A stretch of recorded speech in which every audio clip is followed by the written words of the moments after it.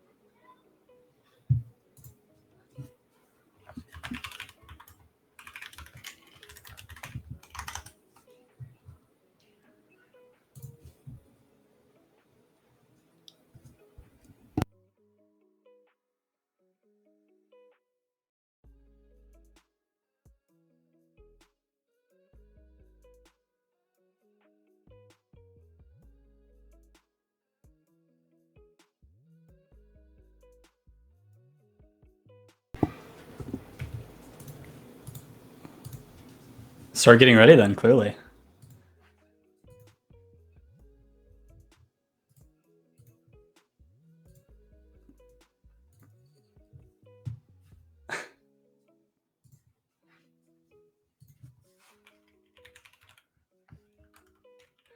Honestly, the first real big mini peel after the big split, I think it's going to be pretty exciting. I mean, we have a ton of returning teams that are just so exciting to watch.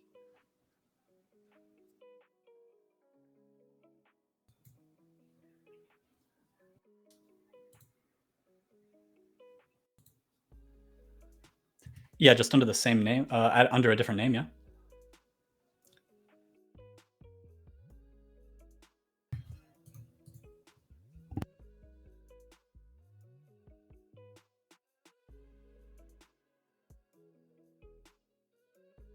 That is. You don't want to face against them, clearly.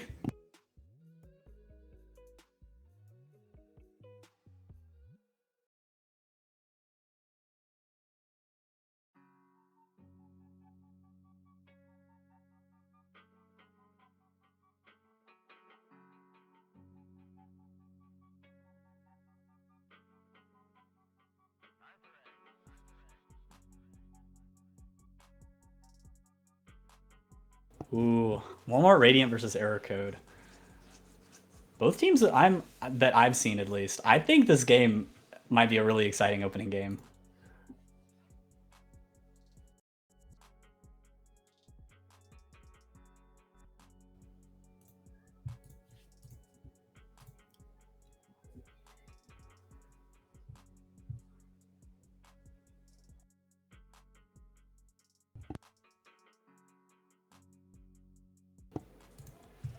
Working double time, overtime.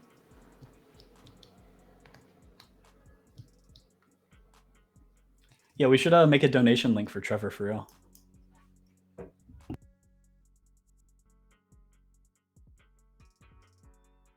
I mean, if no one else could show up, yeah.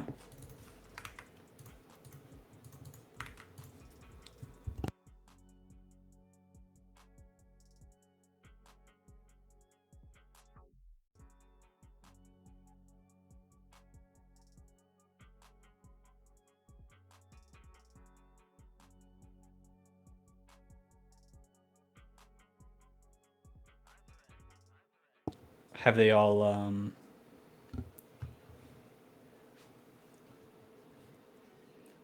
I mean, quite a few people here from previous Underpeel seasons. Um, wait, is it? Oh, it is.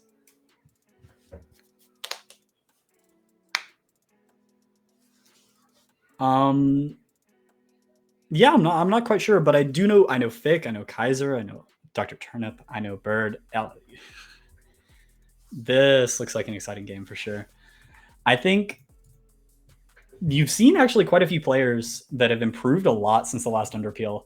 I mean, Fick, they were in one of the more minor teams last season, and they've actually improved a full rank by then. Dr. Turnip, what was it? What team were they on last season? Ooh.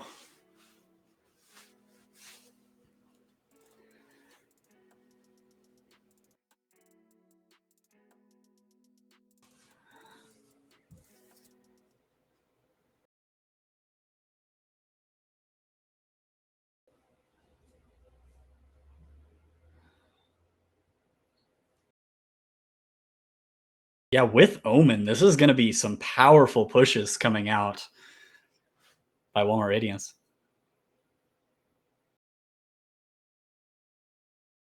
Oh no, Kaiser decides hopefully to play Jet. Yes. I don't know. The deadlock pick might have worked out for them. You never know.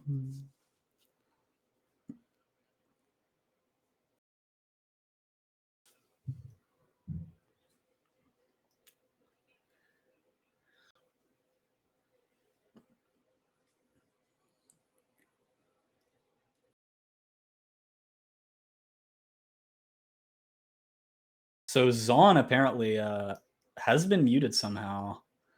As we were saying, Clove coming out here, kind of an interesting pick with the double smokes. You don't really see double smokes on Sunset much. Me? Okay. Yeah, you don't see double smokes much on this map. And with Clove, is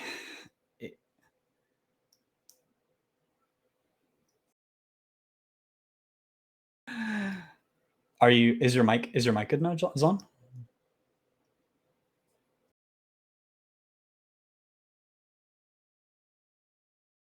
Well, we're trying to rejoin the link right now, just so our other caster could start talking. Somehow. Oh, we have a disconnecting game.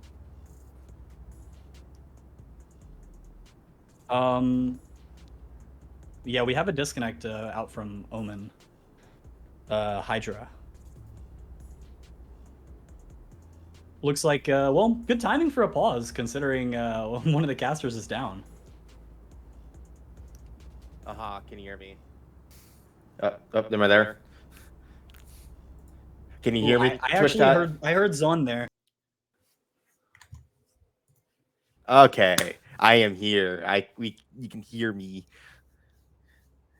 Your local Charizard with the Cypher hat is finally able to speak. Yeah, they had silenced him originally.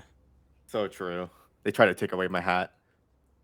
Wait, does that mean the announcements? The announcements were not heard. The announcements were not heard. Okay, 3 quick announcements, guys, before we pause. 1, tomorrow we're doing semifinals. Like, semifinals are going to be pushed out to tomorrow. 2, there is now an VOD channel for Underpeel. That's going to be separate from Woohoojin. 3, Underpeel Season 5 will start in mid of October. And as we come into this game... So we're finally starting this round, and already we've got this fast ape, this early A aggression coming out, and it's gonna be hard pressed on Raze trying to hold this space down. But the fast flank out from Dr. Turnip, able to kill Bird. Exotic's able to get out. Oh my god! Wow. About to get crunched here though on default. Yeah, unfortunately, they're just slamming sights. Fick killing Exo, and now it's just all they're 2 behind smokes here, and now Hydra coming out by getting immediately killed by Dubs. A second one, but he's in the 1v3, bomb down. A lone Cypher with no util. Let's see what he needs to get a 1v1 here on this KO that's giving him to him. Oh, he gets 2. Now just a 1v1 against Fick. He's getting on Dubs, the ace. But the bomb is still ticking. The Sova only has 1 shock dart though. Let's call util out. But still, an insane, absolutely insane strafe. Not the sidestep. Unfortunately, despite getting 4, he falls. Yeah, that was an interesting round from the defenders. I didn't see who it was, but there was someone dead bottom mid. Yeah, that was getting Dubs who had flanked just straight at the very beginning of the round. You really don't see that from Cyphers much. Yeah, Good aggression on him. Got them 4 and almost won in the round. But as we're seeing with coming into this B crunch here from the attackers. Cypher Omen will doesn't get have any spotted by trips Dar. on either. Ooh, that's a bit of a poor decision against on an eco round. You would think they'd try to get at least one. But you never know. This crossfire might still get it for him. And it looks like he's just waiting for the KO molly to come out, it looks like. He was holding his knife out. It looks like they were trying to execute and deciding to back off after the Cypher util was down. They're terrified of a stack. Yeah. They knew that Lee's Club is at least market-ish area, considering where the smoke was. But I mean, now they're just leaving Omen in B main right now, and everyone else on Walmart Radiance is walking up A main. Jinx in a bad position here. And finally, contact is made. Kaiser killing Exo and Lettuce also killing Pika. Now they're just going to be able to get a free sight. Omen wasted his flash. Mango just by herself. Yeah, Fick also killing Mango as well, and now it's once again just getting dubs. Plus Bird. Yep. Getting dubs falls. Yeah. Kind of hopeless, but maybe able to get one. The sidestep. Unfortunate. The sidestep. No. 2 rounds in a row. 2 rounds, man. 2 rounds just completely caught off guard, but then they just walk to the right. Slide to the left. Anyways, yeah, it was a good reposition from the attackers. Error code. Oh, that's error code. Walmart Radiance. To just choose not to hit the site with Cypher on it, even if there weren't any chips. It was a good reposition. Caught Exojinx off guard. And now we're Caught both of them and Pico off guard. Yeah, we're about to see a heavy A push here on their eco. See how Error code can respond. Yeah, Pika just playing up. Trying to find any early info, I suppose, but able to fall back. And now a great Omen blind comes out. Mango able to kill Fick early and get out with the TP. Leaving them in the 5v4. They have a big advantage. Oh. Kaiser bringing down Pikachucks. This does appear to be a 3v4 now, as Exojinx managed to, unfortunately, DC'd. Mango getting a pick on Kaiser. Getting traded out by Turnip, though. Wow. That DC is devastating because now, once again, getting dubs, falls, CT. I know it's all up to Bird with the flank. Able to get one. What a kill. Able to get a second. He knows where he gets all 3. Wow. What a round saver. Great shot by Bird. Yeah, despite the DC. That would have been just absolutely devastating if they would have lost that eco round due to the if they would have lost the anti-eco due to the DC. Oof. That would have hurt a lot. Bird pulling through in the 1v3. Honestly, that round probably wouldn't have been as close as it was as Exojinx was there. Exojinx had all of their util basically, but had none of it. Obviously, couldn't do anything because of the DC. Yeah, let's see. Hey, well, now there's once again another T-pause. Maybe another tech pause. Yeah. Look, it's always a curse. Whenever the casters pick the game, it's yeah. You already know there's at least going to be 3 tech pauses, right? It's every time. Because if you pick the longest game, then you never have to wait for the next game to start, right? There's no intermissions on. Big brain. That's very true. Let's see. Coming from Walmart Radiant, I would kind of want to see them do a elbow insert. They have the perfect team to do so. Oh, you're right. That actually, it looks like it would go pretty well for them. They just have been going heavy B or heavy A these past few rounds, though. Yeah, like as long as Cypher, like getting dubs, Cypher sets up on B every round, they have no real way of clearing out an elbow insert outside of like maybe wasting their Gecko util.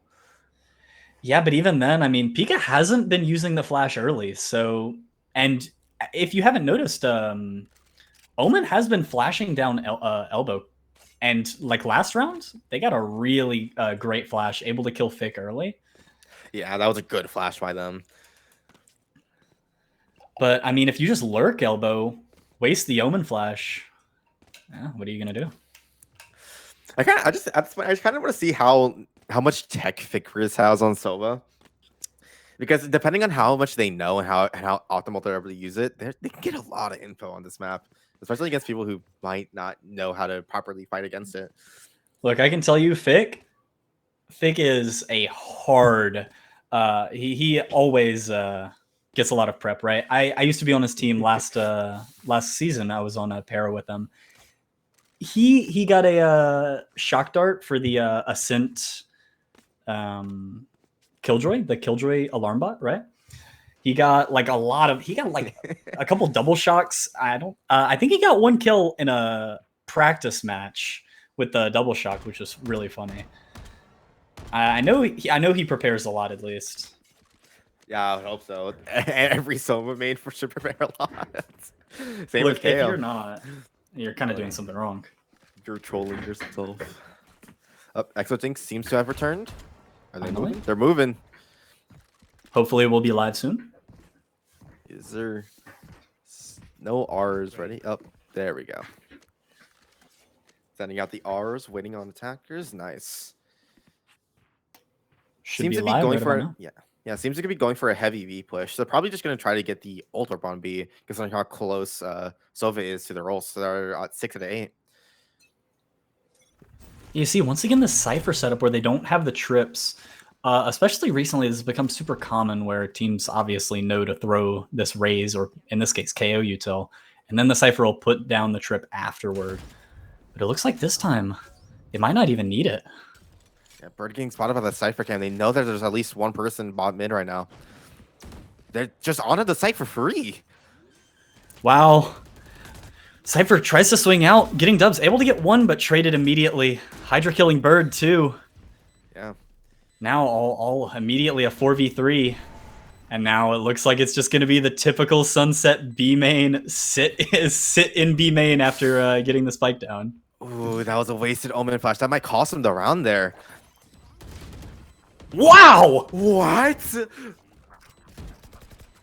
Hydra getting the kill on Jinx. But it is halved. Yeah. And now it's a 2v2. Smoked off without Wingman. They need to get on the bomb. They're just... Hydra able to spam Pika. And now unfortunately Mango trying to stick, but not getting it. The classic B main spam. The wasted Omen flash, I think it costed them the round there. They used it on nothing and they were able to just turtle up on B main. No flashes to stop, like to push into B main. No wingman, no nothing. They couldn't stop it at all. No, I mean, nah, it's constantly been a problem with Sunset, right? Where it's over and over again, teams will just go B, plant B. I mean, I can't say anything. My team abused it all last season. Hey, and it looks like this is exactly what they're going for again this round. Yeah, they got to site for free. They're going to look to do it again. And this time getting dubs just with a classic. But surprisingly, they're immediately leaving B. I guess they just don't want to hit into the Sentinel site on their eco round. Bird walking up elbow. Might get a good timing here. It's a great timing. Oh no! He gets one? Gets out. Gets one and gets out. Wow. That's exactly what they needed. And now there's about to be contact on A. They have 2 on A still. Pika and Bird ready. Yeah. Oh my god. Pika Chuck's in stock on safe right now. Has a stinger though. Might be able to get at least one more. Oh, great Omen blind coming out, just stopping the push completely. Yeah, they're stuck in elbow. Yeah, Walmart Radiant's actually kind of looking pretty scared here right now. Yeah. Raze will hear them leave. Oh, Bird in a great angle. Creeped up mid. We'll hear... Oh, Jinx disconnected again. Oh, no. Oh, no. Stuck mid. Well, back to a 4v4. Let's hope they don't clear him. Oh, they're clearing him. They're going to clear him. Oh, no. Poor and Jinx. boom. And with that, back to a free A hit. Wow. Yep. Look at that. They're just... Every single person on error code is rotated. Yep. Attacker They're all just sniper grouped up used. CT. Yeah. Oh no, the camera. Yeah, they're gonna have a hard time coming out of Link here. Same thing on the side. There's just unless Walmart Radiance backs all up into elbow, leaving Hydra on site. Yeah, Hydra's just left on site by himself. He kills one and he kills two. Hey, he got two. Wow, Blue Mango just swinging through, not able to get anything. And Kaiser killing 3. Dr. Turnip cleaning it up. Only in Minipeel. Oh no. Hey, you know what? It was actually a pretty good retake coming out. I really think the 3 people going back into elbow, leaving Hydra alone on site was kind of a questionable play there. Yeah, if Bird was able to kill who was it, Hydra right there, that might have been able to turn out the round. Sova had no util left. Yeah, it would have been. It would have been an interesting eco round considering they lost one to AFK too. Another B main push here. They are 1 away from the KO ult, so it looks like they might want to try to get that and then just push B with the KO ult. Severcam spots at least 3. Bird's already pushed up mid. And now gets turned up. They get hit by the... Whoa! Kaiser with a great opening pick. He was traded out. Not expecting the jet dash out. No, wow, it was a great shot though too. And once again, they're pushing back into B main. Difference though this time, they have the Gecko ults. However, they also have the KO ults. Let's see how they react. This is a 3v4 retake here. Jinx is currently DC'd again. Oh, hits 2 with the Gecko ults. But Vic holding it down possibly. They're on the bomb. It's halved. Used. Wow. Walmart Radiance losing the B main spam to error code. Even with the AFK, just a perfect Gecko ult coming out there. I guess they just didn't hear the bomb get tapped again. And there's only one person available left to spam, and Sova was preoccupied with trying to stay alive.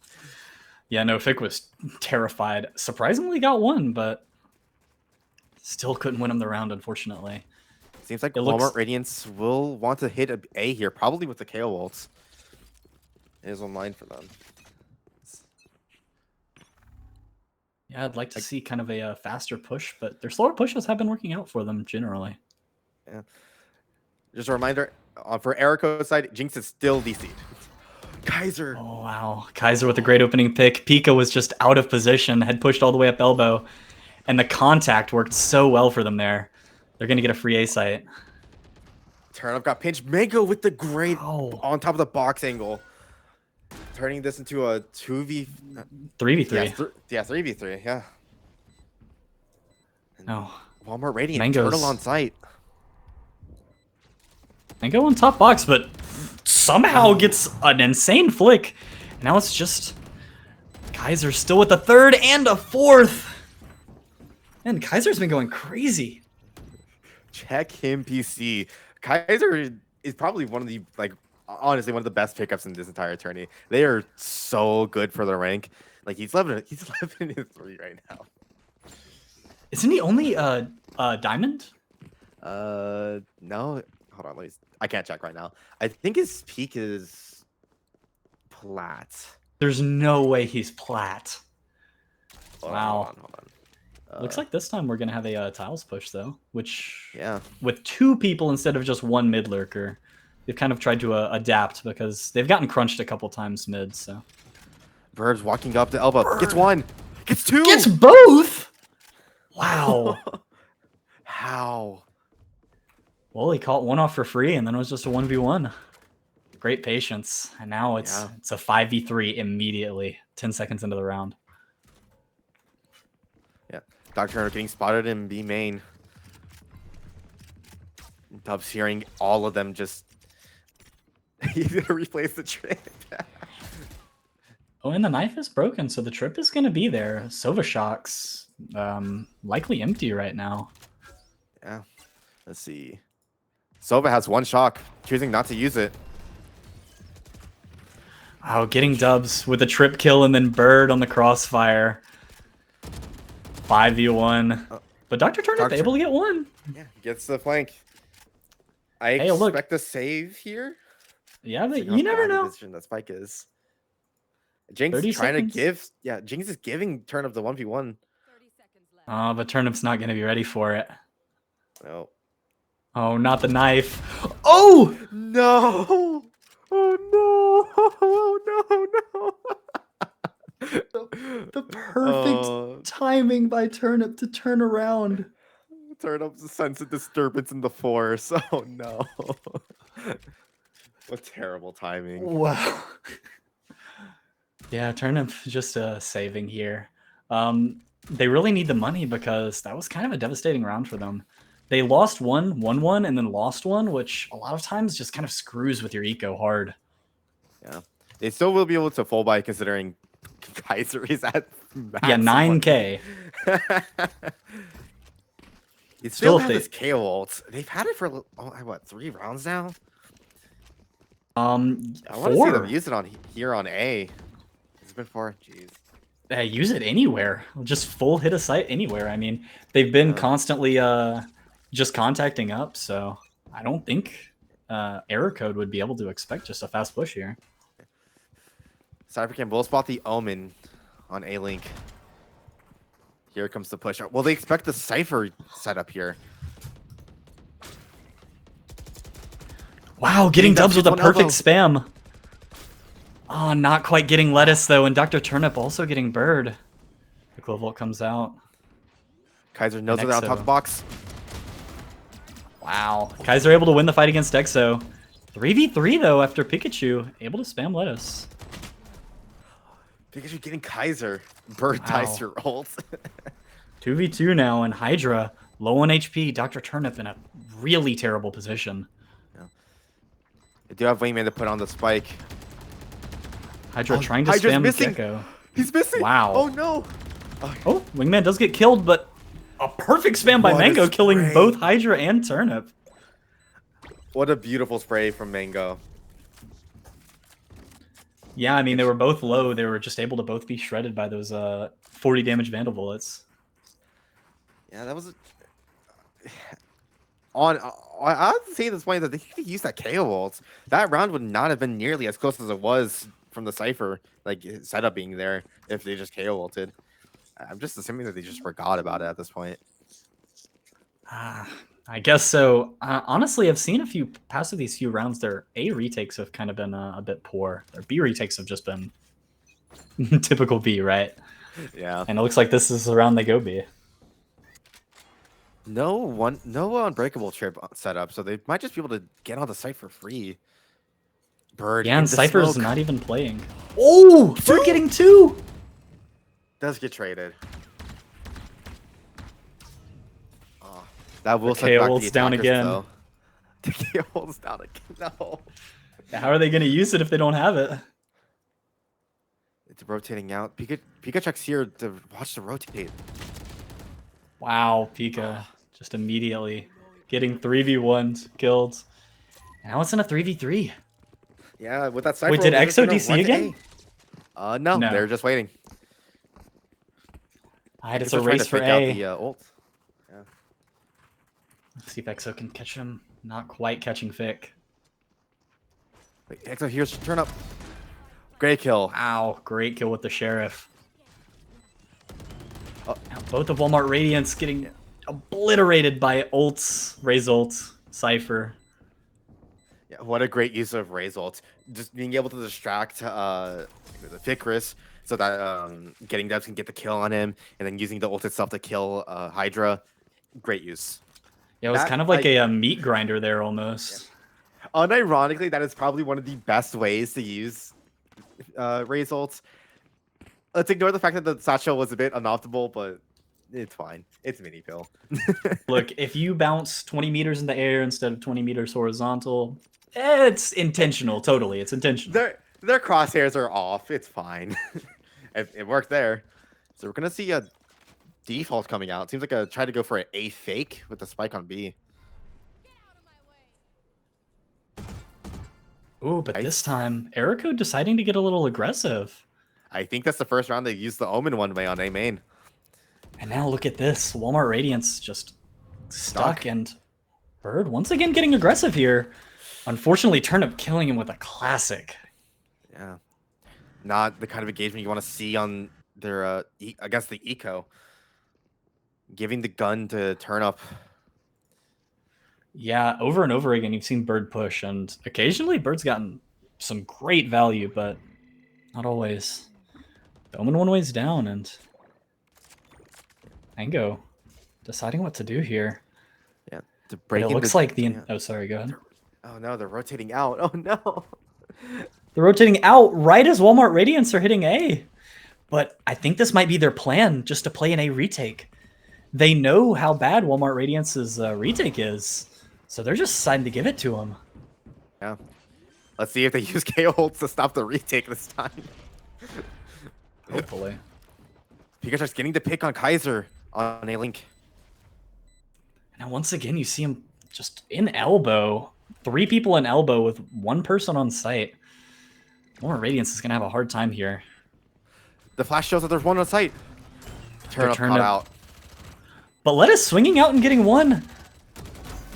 Unfortunately, getting tagged out as the Sova ult comes out to stop the defuse, but unfortunately, Thick is just not in time. And Little Buddy able to get the defuse. Thick still getting Pika at the end, though.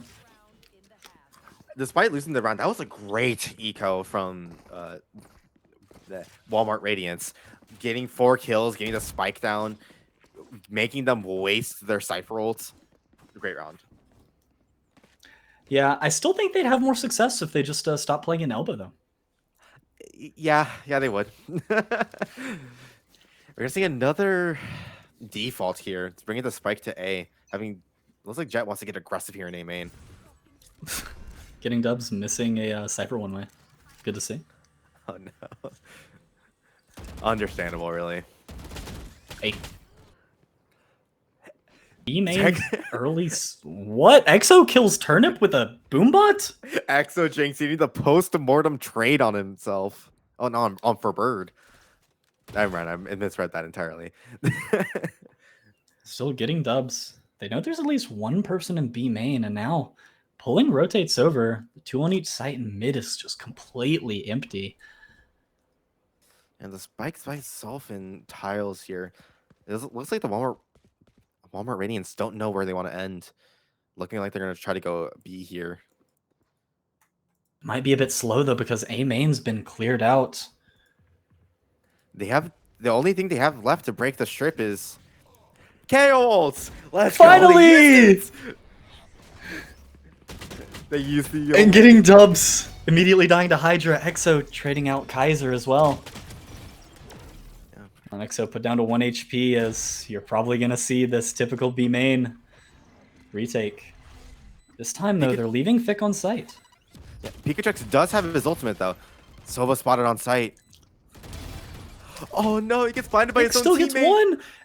Oh, no. Wow, Lettuce able to kill Exo off a spam. And Mango's in a 2v1 situation. Omen ult in hand, but really, what good's that going to do for you when you don't have a flash? Yeah. Also smoke main and not this bomb. Now look, both Lettuce and Hydra are low, but the spike is ticking down, and there's no time, unfortunately. We're gonna end the half 6-6. They popped the KO ult on the last round. They remembered they had it. Finally, I mean, I was kind of waiting at the edge of my seat every time I was looking at Lettuce play, and no KO ult come out. No KO ult. Yeah, I'm excited to see what error code does in this attack. Bird was aggressive the entirety of the defensive half, and it has the stats to show for it at 12 and 12 currently. I want to see how aggressive they are. I'm going to assume that Bird is basically just going to act like a duelist and be running in with Jinx at the same time. I mean, Wiles played double smokes Clove, right? Yeah. Bird's just looking so comfortable on this Clove to see what they can do here. We'll see the KO in market. Looks like they're going to try to close the door immediately.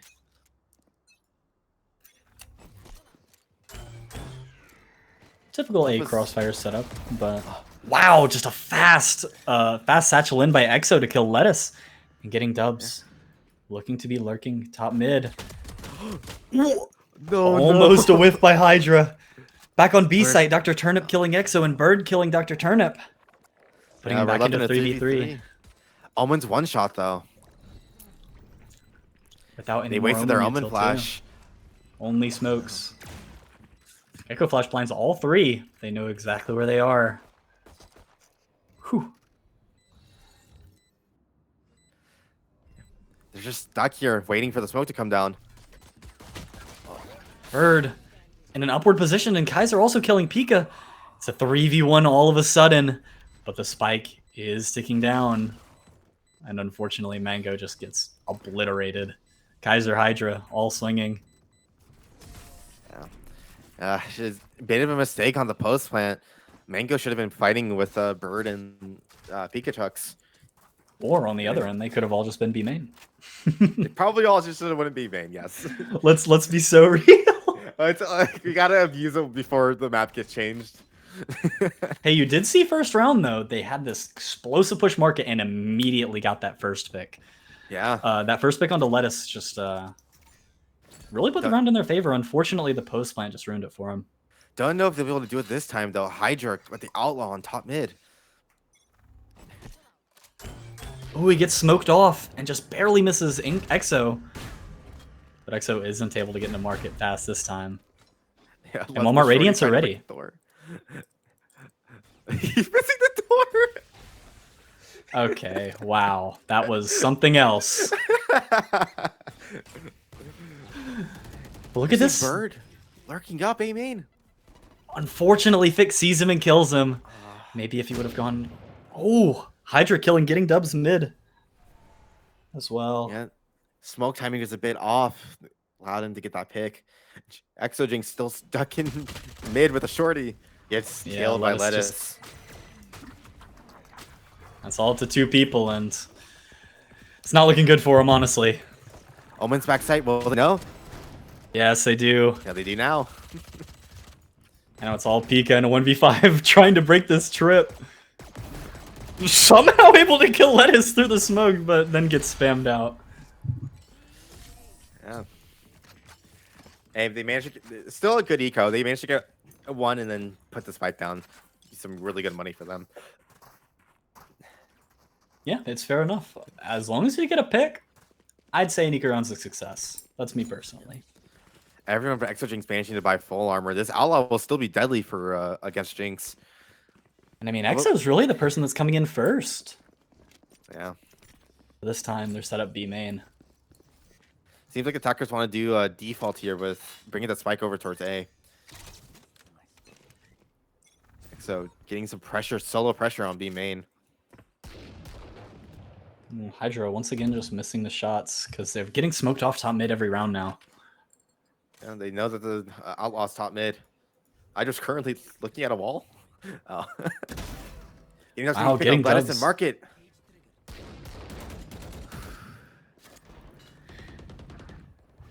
And now Bird spamming Fig through a wall, and now they're hitting A, but Kaiser able to get one and get out. 3v4 on the eco round for Walmart Radiance. Kaiser completely pushed out of A. There's going to be a free site for the attackers. Getting dubs is still posted up mid. Oh, and Hydra doesn't know.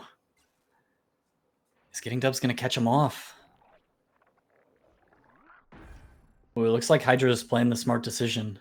Able to swing with Cypher here. And yep.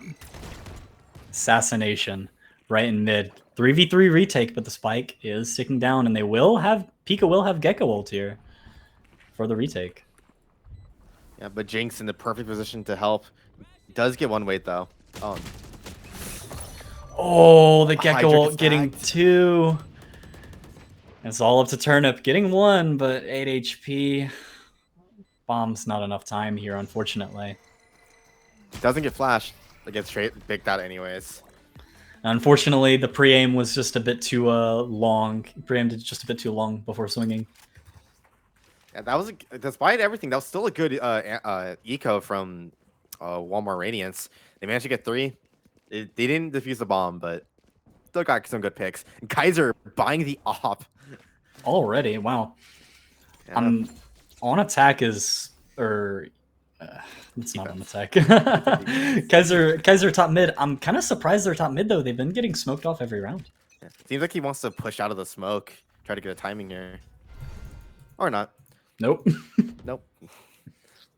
Bird pushing up mid. About to engage with Lettuce. Well, the Lettuce is running away at the perfect time. No. Bird might have a perfect lurk here. Oh, no.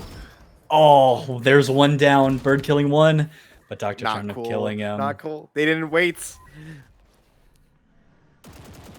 Yeah, kind of unfortunate. The trigger discipline there would have been perfect, but now it looks like Erico just trying to rotate over to A and pull something out, because right now it's only Hydra on A. This could be devastating if Hydra gets caught out, especially by these raise satchels. Yeah. Vickers coming over to help, get smoked off. It has a dart ready to help. Hydra's blind, but still in a good position. Oh, a bit of a whiff by Hydra and immediately gets shredded. Now 3v4 retake. Still Kaiser with the op and getting dubs. Able to be killed by Fick. What a nice spam. Pika kind of stuck on site right now. Able to flash CT, all 3 CT. And we'll take a 1v1, win it. Now Kaiser with the op, killing one. But Mango on top. Wow, a great shot by Kaiser, but he's not aware of the flank. And EXO ending off the round. That was a really good rap. Yeah, that was a really good rap by EXO Jinx. They didn't hear him at all, and they're just distracted by trying to get on the site. Yeah, you've seen both EXO and Bird getting a great amount of aggression here. Bird almost had the lurk of the century, but unfortunately had to kill one because they turned around. Seeing another eco coming out from the defenders. I would personally like to see them push out mid. Just full on push on the eco, but it seems like they're not going to get that. Just another default here. You see, both teams really love these slow plays. Let's see. Dr. Turnip trying to fight one, and nothing comes of it. And if they can all be made for free, they have the Raise ult. They're one away from the Clove ult. See how they engage here.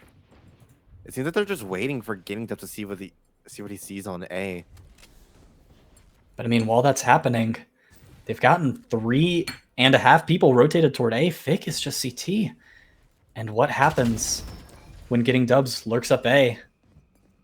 Yeah, just the singular kills enough to rotate almost all of them. A site's completely open. And look at that, free A site. And Bird getting a second lurk kill. Able to post up in top mid in the 5v3. In a bad position, though. Might give them a gun. Yeah, great shot. Thick. Oh, Bird using ults? A questionable decision there. They might have now Thick and Kaiser both getting their kills. Now in a 3v3 with 2 guns. Sova does have full util, so this might be an actual good retake here. They do need to hurry it up, though. Not much time is left on the spike. Spike's got 15 seconds at most. Mango just trying to waste time here. And despite everything they did, the retake could not come out, and the entirety of Walmart Radiance just gets shredded. Thankfully, as a consolation prize, though, Mango and getting dubs did die to this mic. Yeah, we will see the op coming out from Kaiser again. I would like to see it be put like A main, or even pushing out all of mid with it. Seems like they are going to push out, put the op A instead of top mid. Thankfully, it looks like Fick's just ready to break the cam, possibly dart for him as they push up and take this A space, because they've really been dying on these A lurks. They need this play to work. Classic B main take. Wow, a push out by mid as well.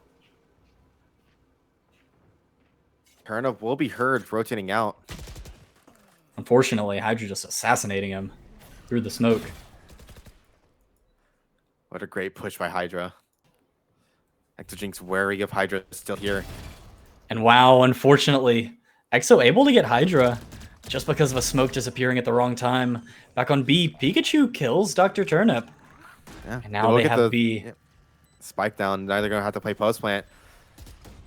Certainly a decision to not play B main. Once again, they're playing up. And this 3v3 might be hard for them with them in these positions. Kaiser on the flank. He's gonna get a good position here. Oh. Oh, the assassination by Kaiser. Killing 2, but it's a 1v1 now. Kaiser saw him, but he didn't. I think he might have got right hand gun model diffed. Gets But the pick anyways still. on Mango. Nice. Able to get the 3rd to win off the round.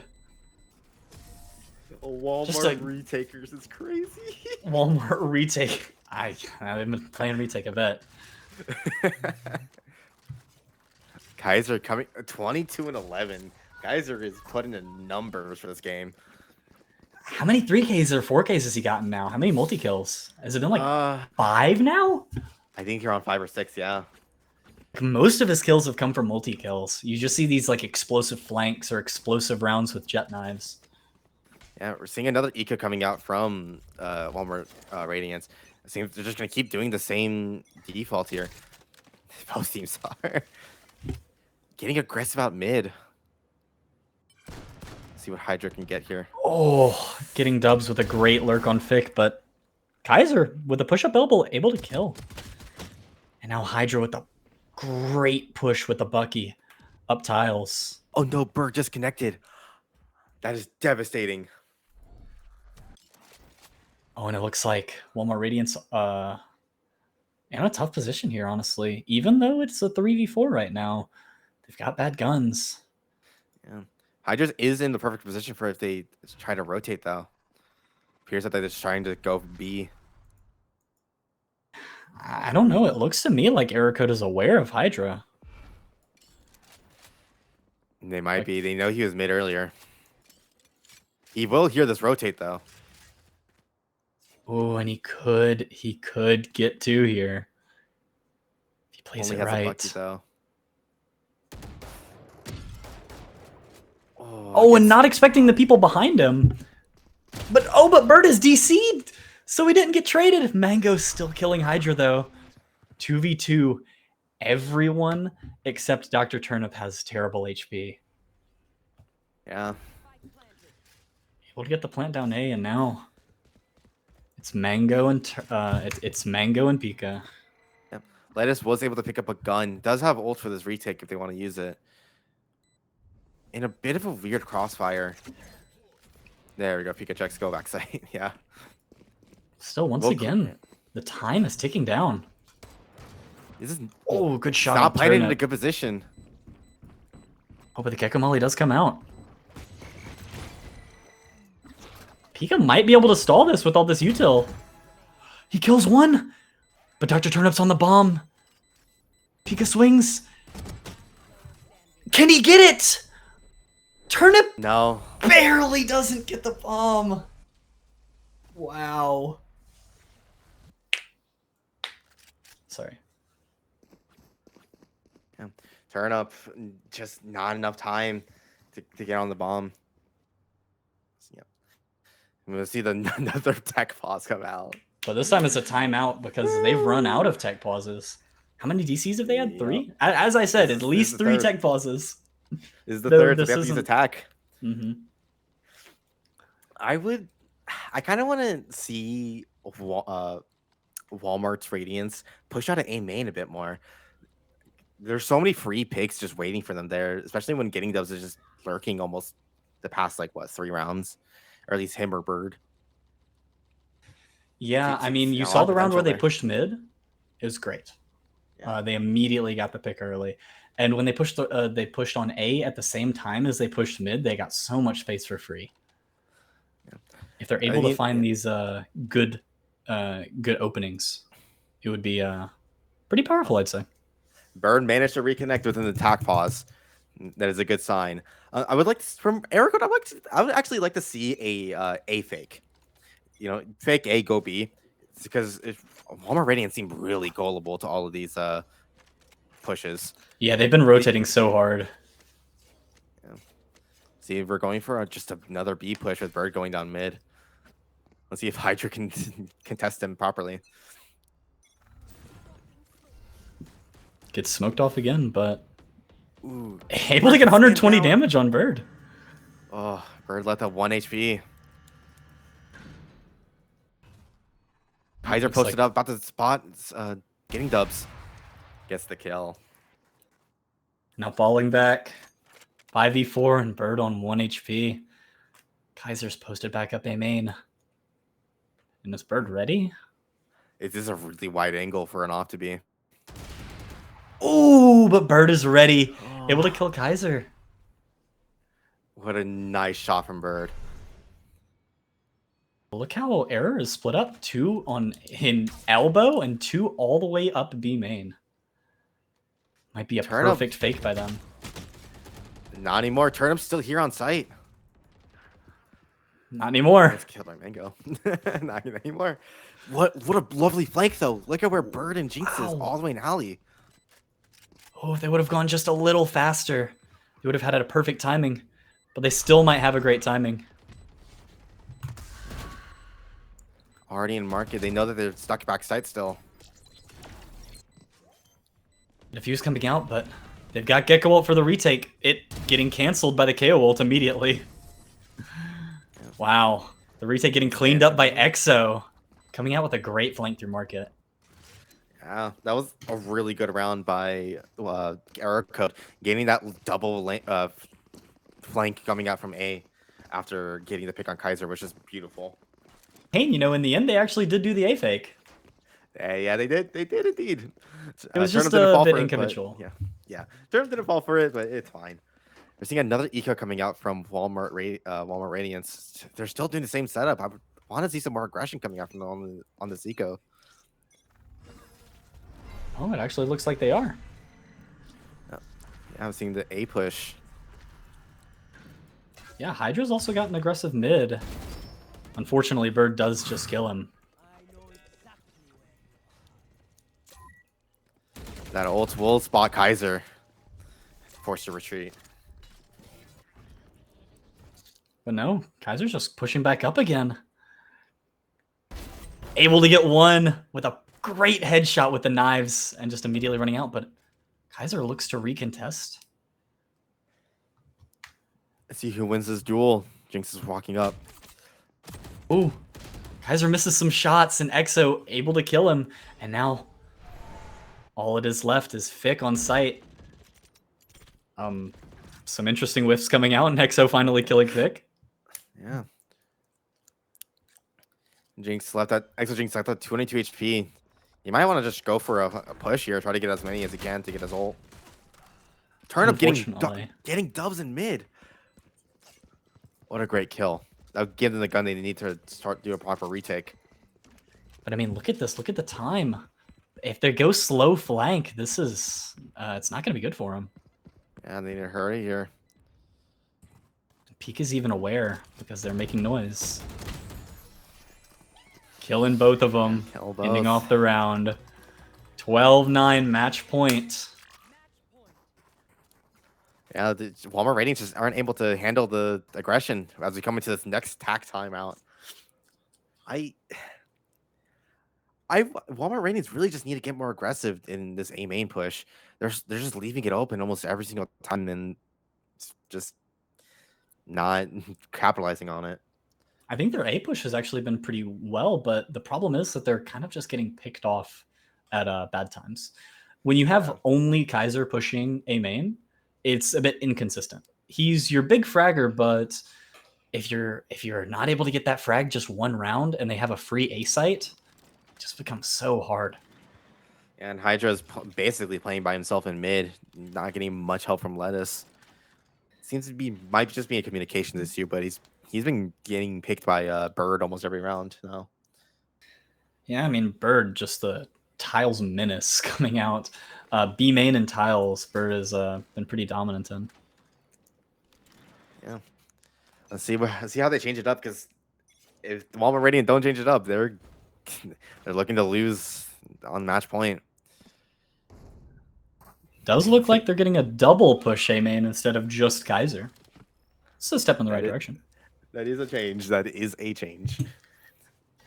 We're seeing just a heavy B push coming up from attackers. Let's see how they do it.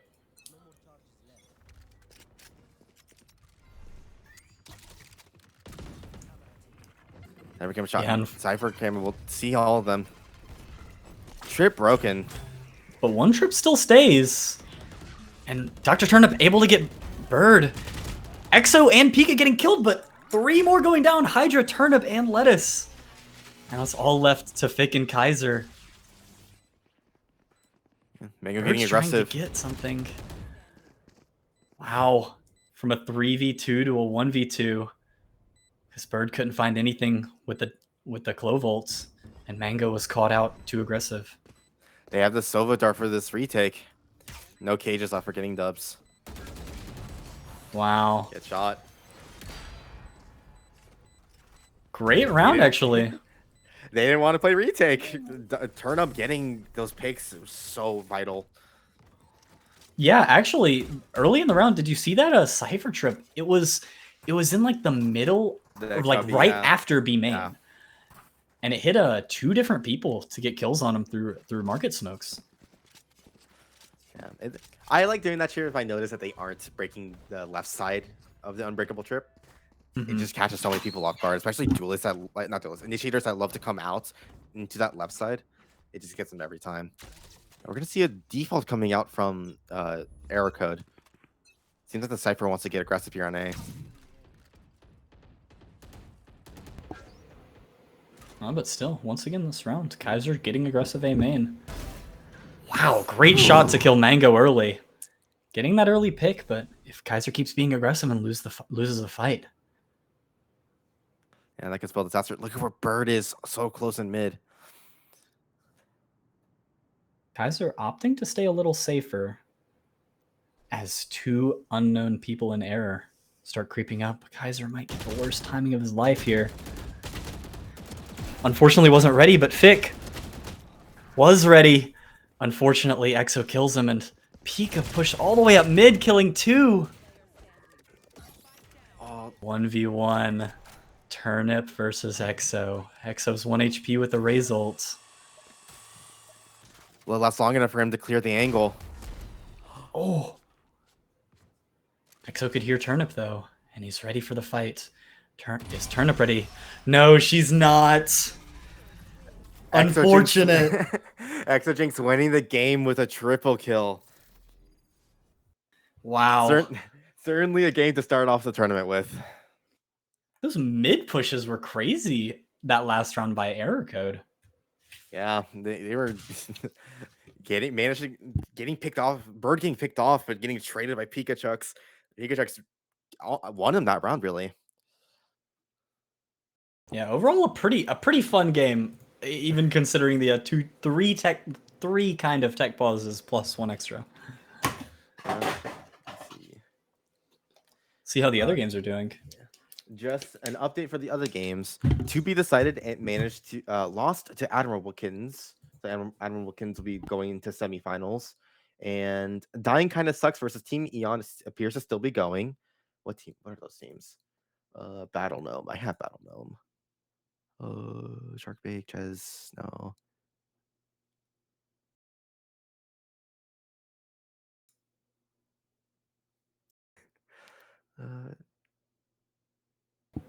Competitive. I don't have any of those people. Do we get to choose the next game to watch?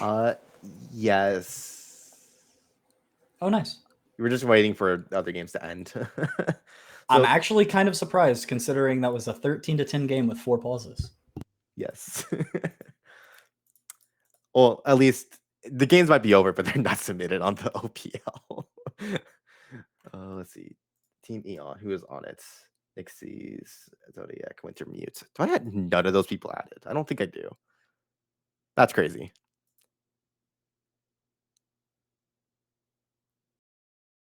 Let's see, Sharkfish has no Sanguine. Yeah, I don't have any of those people added. That's crazy. I can't tell how that game's going. It's all good. What do you think about dying kind of sucks? All I'm gonna say is this. Winter Charm is not gold. That's all. Isn't that their isn't that one of their like coaches? I don't know. They have 1, 2, 3, 4, 5, 6. They have so many players, don't they? Yeah, they have 8 people listed on here, so I don't know who's playing. dying kind of sucks versus Team Eon.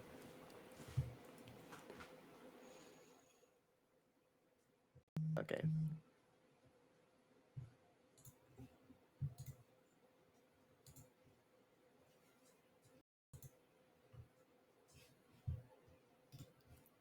Oh, so it's a sub situation then.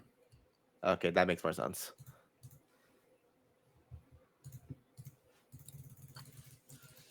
I could have sworn I had winter added. Do I not? Bye, chat. Yeah, we're going to an ad break, I guess.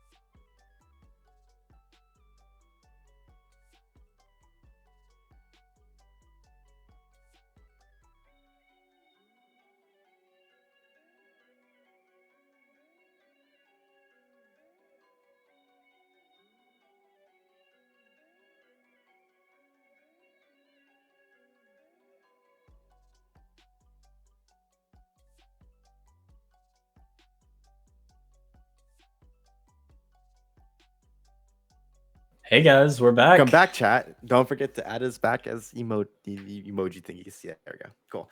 All right, we're back, chat. We're going live into Agent Select. We're going Everyone's to already picked. Yeah, they have already picked. Reyna coming out on Ascent. The double duelist, Reyna. Sage. Oh. Sage, Yoru, Reyna. No soft comps to this game. I'm happy. It's something different. Wow, this is going to be an interesting Ascent game. We've got a Cypher, Sage, Yoru, and we've got a Reyna Jet double. Wow, okay. All right, coming into it. So, which team is which? I need to actually figure this out. Error code is attackers. No, that's not error code. I'm dumb. Oh no. Yeah, this is neither error code. Neither team is error code. Yeah, okay. Yeah, no. Dying kind of sucks on the attack here. I expect to see some tardy P10. Oh my gosh. Oh, no. Every time, every streamed game, I swear. I know DC'd. Once again, caster's curse.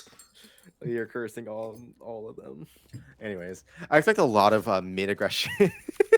I expect a lot of mid aggression coming out from Dying kind of sucks. Just with the Reyna, just able to take all of mid with just a singular eye so easily. And yeah, I mean, what are pumpkins going to do as controlling mid? Yoru maybe? I guess Yoru flash out of smoke mid. I guess, but he's pushing. They have the Sage wall tech maybe. True. Thankfully, the P10 is oh no, they are not ready. Never mind. I think P10 will continue. Mate, I think Sharkbait was just preemptively saying R. It's like, you know, just in case, just in case. We name a better combo: Underpeel and P10s. Casted Underpeel games versus P10s. Thankfully, BattleNet is back.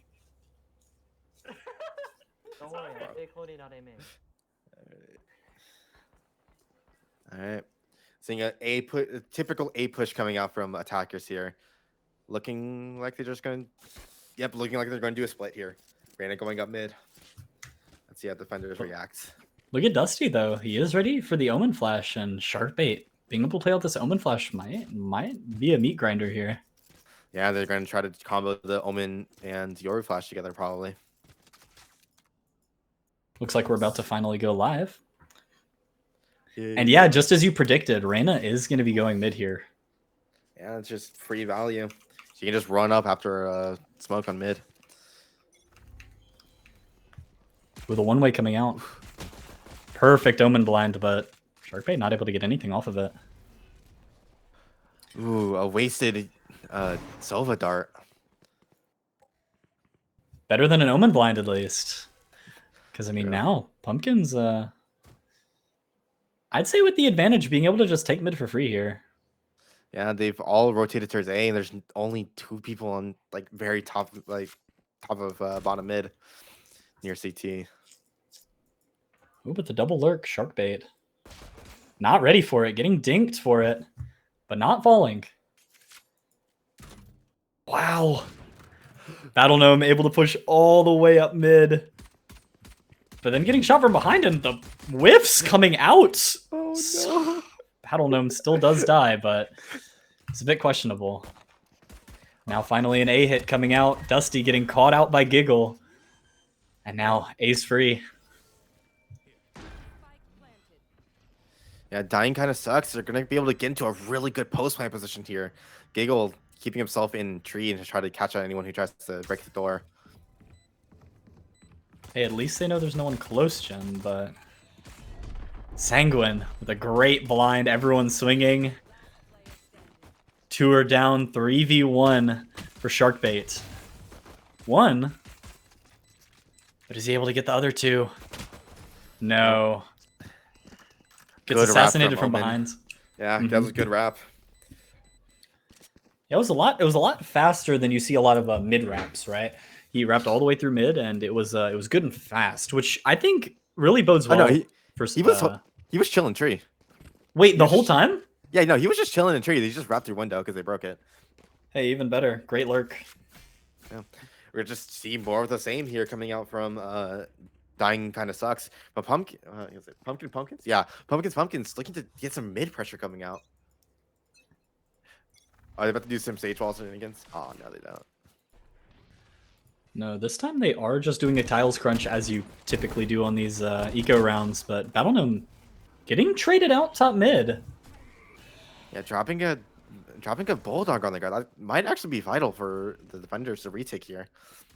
Yeah, dying kind of sucks. If they take Heaven control, they might be good, but if they all fall back into the double flank, it might be tough on them. Might be a tough retake. Bulldog in hand. Yuri will try to get some value here. They do need to speed this up a bit, though.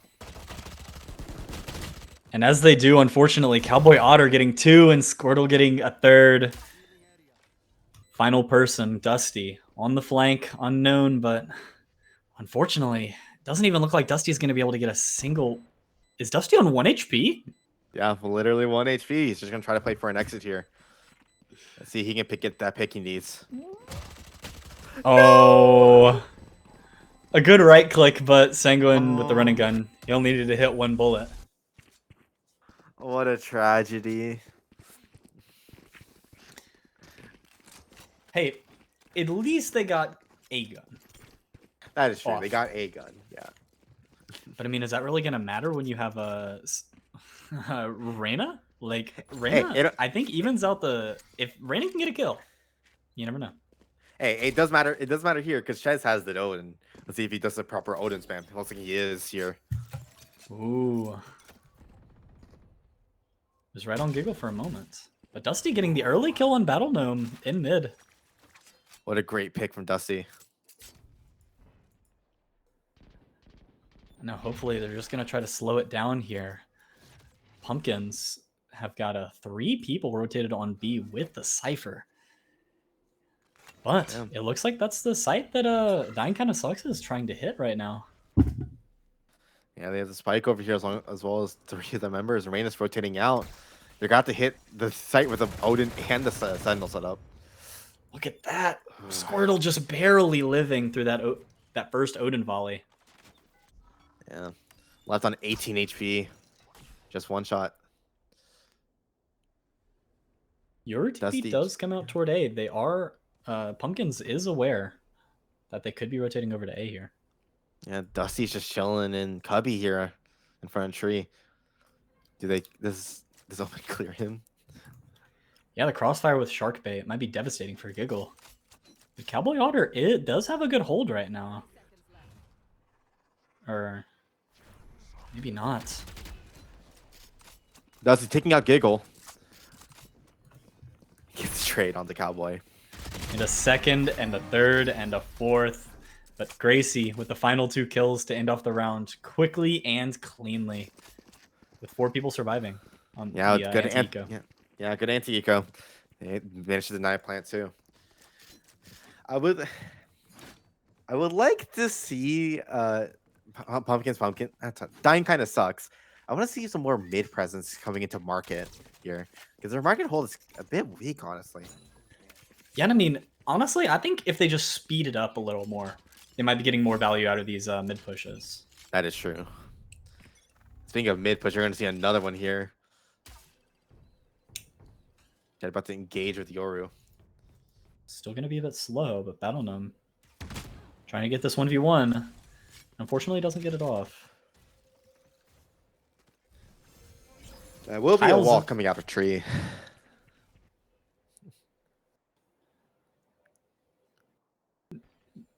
Now, once again, they are just pushing up market. Hey, just like you said.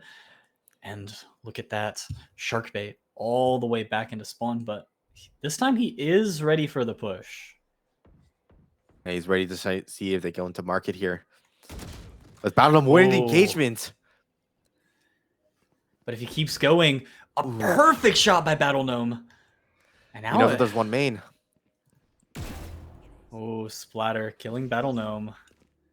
Still a 1v3 on site. Splatter stuck main. Still a Cypher trips up though. Gets one, but gets traded out. And now it's a 3v2 retake for Pumpkins. Yeah, Pumpkins are super spread here. Not good for the retake. Sage gets spotted, Market gets killed by KJ. Hey, good shot too. Yeah, that was a great shot. And Dusty left alone on top mid. Yeah, all the way at top mid after spikes planted. Yeah, not a good position to be in. Looks like he's just gonna try to play for picks here. Yeah, from that round, honestly, it was a little lackluster. I think the lurk up mid was pretty great. Honestly, by dying kind of sucks. Just like you said, their market hold was weak, and guess what? They obliterated market. Now, I think Battle Gnome did a lot of heavy lifting there, winning 2 1v1s with some really great shots, but in the end, it worked out. Yeah, I think the fatal mistake was Battle Gnome went out on the site too early without his team. Dusty getting 2 in their spawn right before round ends. Those are some really good kills for him. Dusty pulling out the Odin, it looks like. Maybe? Nope. Unfortunately, we don't get to see the Omen Odin. That would be fun. The double Odin. Yeah. Those deaths of Giggle and Squirtle are gonna leave them both at like no money left. If they lose this round, they're back on an eco. So if That'd be like terrible. do another A split here. Yoru getting aggressive A main. This is typical. Wow. Now you have Sharkbait trying to get this flash out, but getting nothing. Being forced to Yoru ult out. He is going to spot every single person, though. And that's the cue for Dying Kinda Sucks to speed it up A. And guess what? There's no one on site here. Yeah, they're going to play for full retake. Dusty's still in looking at mid for some reason. Oh. Gigo killing Dusty and Splatter getting one on Gnome. Unfortunately, the Odin spam doesn't kill Squirtle. Because Ches is spamming from the wrong direction and Sparkbait just swinging out, killing Squirtle. But Giggle trading him right back.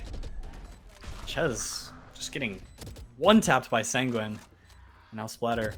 What? They stick that Omen ult? Oh, no. Giggle with an interesting play there.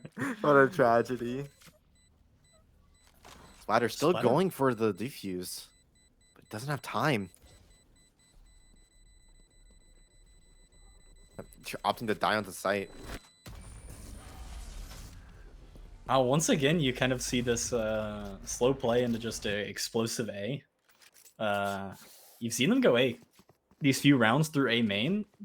That hit was definitely the strongest hit by them so far. Yeah, they're just abusing the fact that they have a Sage. There is no pressure anywhere due to it. Even with Omen Yoru on A, it's just not enough. And the Sage doesn't bring enough defense on A itself as well to make it worse. Yeah, and I mean when Sharkbait was split up from the team there, it was kind of all over for the A hit. They had to give it up. Aggressing A main. Well spot Sanguine. He's getting smoked off, and now there's some fights going on in up of B main, but also up all the way up A main. Sanguine getting one. It's a 2v2 up in A main, past A main. Back at B, Giggle getting one as well. Ches killing Squirtle. Now, is Sanguine aware of Gracie here? They're not. Oh, unfortunately, no. Gracie whiffs. Wow, but Sharkbait in a perfect position too. Getting crunched though. Unfortunately dies for it. And finally, it's Ches. Up B main, but they're just gonna ignore him. Yep. He will be able to grab a gun here, I believe, on mid. Let's see if he can try to get this 1v1 off, 1v3 off. Doesn't look very likely though. Hoping to save, possibly? What? Oh no! Oh no! Not the fat finger. Wow, the fat finger Sova ult. Wait, was Ches trying to pick up the gun? I don't know what he was trying to do. Hey, look. Great semifinal match here so far. This is what you like to see. This is amazing. Yes, you're truly in. This is true mini peel here. True. Yeah. So speaking back to these past few rounds, I mean, Dying Kinda Sucks has been pretty dominant so far, getting 5 off on attack. Yeah, they're just properly getting like dealing with the aggression from defenders if needed. They are aggressing whenever they need to. They're just doing what they should. A lot of it's just really just Cowboy and Cowboy, Giggle, and Sanguine just all just being willing to push and kill. They do. They have had this KJ ult for a bit, so I would like to see them use it. It's probably on B to counteract the Cypher setup. Yeah, I think with 2 Sentinels, Pumpkins here needs to change something because their attack side is going to be hard pressed, I think. Yeah. Honestly, if I was Pumpkins, I would just wall off A main and just hold mid. That's fair. But now coming out is once again another default toward A by Dying Kinda Sucks. Really slow mid push here, trying to wait for Pumpkins to make some kind of mistake. Sharkbait and Splatter trying to fight for a 2v1 here, but unfortunately unable to find decent timing. They will be walled off from the tree. Well, looks like they're just going to slam through it, though. Gracie's still killing Battle Gnome because Battle Gnome just pushed up when they shouldn't have. Yeah. Oh, wow. Ooh, what a Giggle nice kill by peeking out A Giggle. main. And look at that. Wow, Splatter and Sharkbait, the duo mid killing 2. Even if But Sharkbait the spike gets is in a bad traded out. position. It's stuck in Cubby. Hey, but Dusty's flashed, and Sanguine's able to kill him. Back to a 2v2, and Sanguine has the Reyna ult. Yeah. They Might get dangerous. They will have time. The defenders will have time to start getting like a retake setup already. They will have the Cypher cam swamp. The site see them on site. Hey, but that's exactly what they're doing now. The 2 people. Sanguine killing 1. It's a 1v1. Ches versus Sanguine. And Ches has the Odin. Now, time's ticking down, and Ches just sitting here trying to get any kind of 1v1. What a nerd! Oh, and he hits Sanguine. But can he spam him? And he does! Gets the kill. Wow. Honestly, Ches, I'm kind of glad that he didn't just immediately drop down. He knew that the spike was just planted. He had the time, and he used all of it. Just getting that Odin spam for the damage, and then the Odin spam for the kill.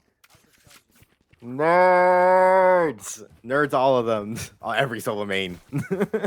I love to see it. I love to see it. I don't know what you're talking about. You have the perfect art for the situation and managed to use it there. And this might actually just give them the momentum to start coming back. Yeah, we're going to see Dying Kinda Sucks going for a B push here, right into Chez's Odin. Let's see how they react to it. Doesn't look like they're going to try to go for a counter spam. A very short spam by Ches, and now if he gets tagged here... They still don't know that Sharkbait's here. They will now. Squirtle killing his teammate! Giggle! No Squirtle! Wow, and Splatter getting 2 as well to put a Dying Kinda Sucks into a 2v5. Very unfortunate. Sharkbait getting aggressive, teeping into tiles. Yeah, this round was just devastating for Dying Kinda Sucks. This B main just getting shredded. Yeah. Now there's Ches with the tech. Yeah, they're just gonna have to turtle here and B main. Yeah, now their KJ turret's broken too. And Sova got spotted by the darts. Oh no.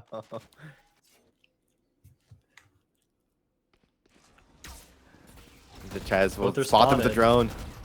Oh, but Cowboy Otter getting 1. Still, the 2v4 is going to be difficult unless this kill on Dusty can be found somehow. And Dusty needs a really good flank here. They have to come on the site or else they're going to get just flanked. But it might be too late because Dusty Oh, Gets one. okay, gets one. Now 15 Cowboy seconds Otter's left. blind. Scanned blind. Odin through a wall. And it's over. Nothing they could do. It's a 1v4 against an Odin on Sofa. Hey, yeah, that was a good spam. That was a good spam round by Chuz, I think. Oh yeah, no, that spam was everything that round. But you know, the aggression by Splatter, despite being Cypher, you know, getting too early there, that really just sealed the deal. Yeah, it was just a solid round overall by Pumpkins. See if they can keep the momentum up. And just like that, Dying kind of sucks is scared of the B push now. They're just going from back to A. Hey, back to their roots, back to the rounds they've been winning.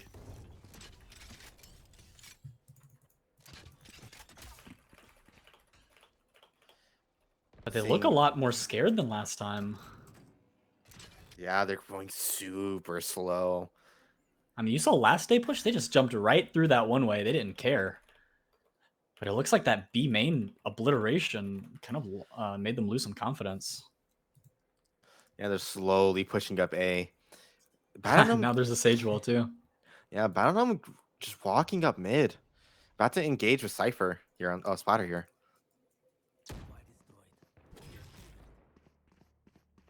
Splatter caging off, allowing Battle just to go into their spawn for free.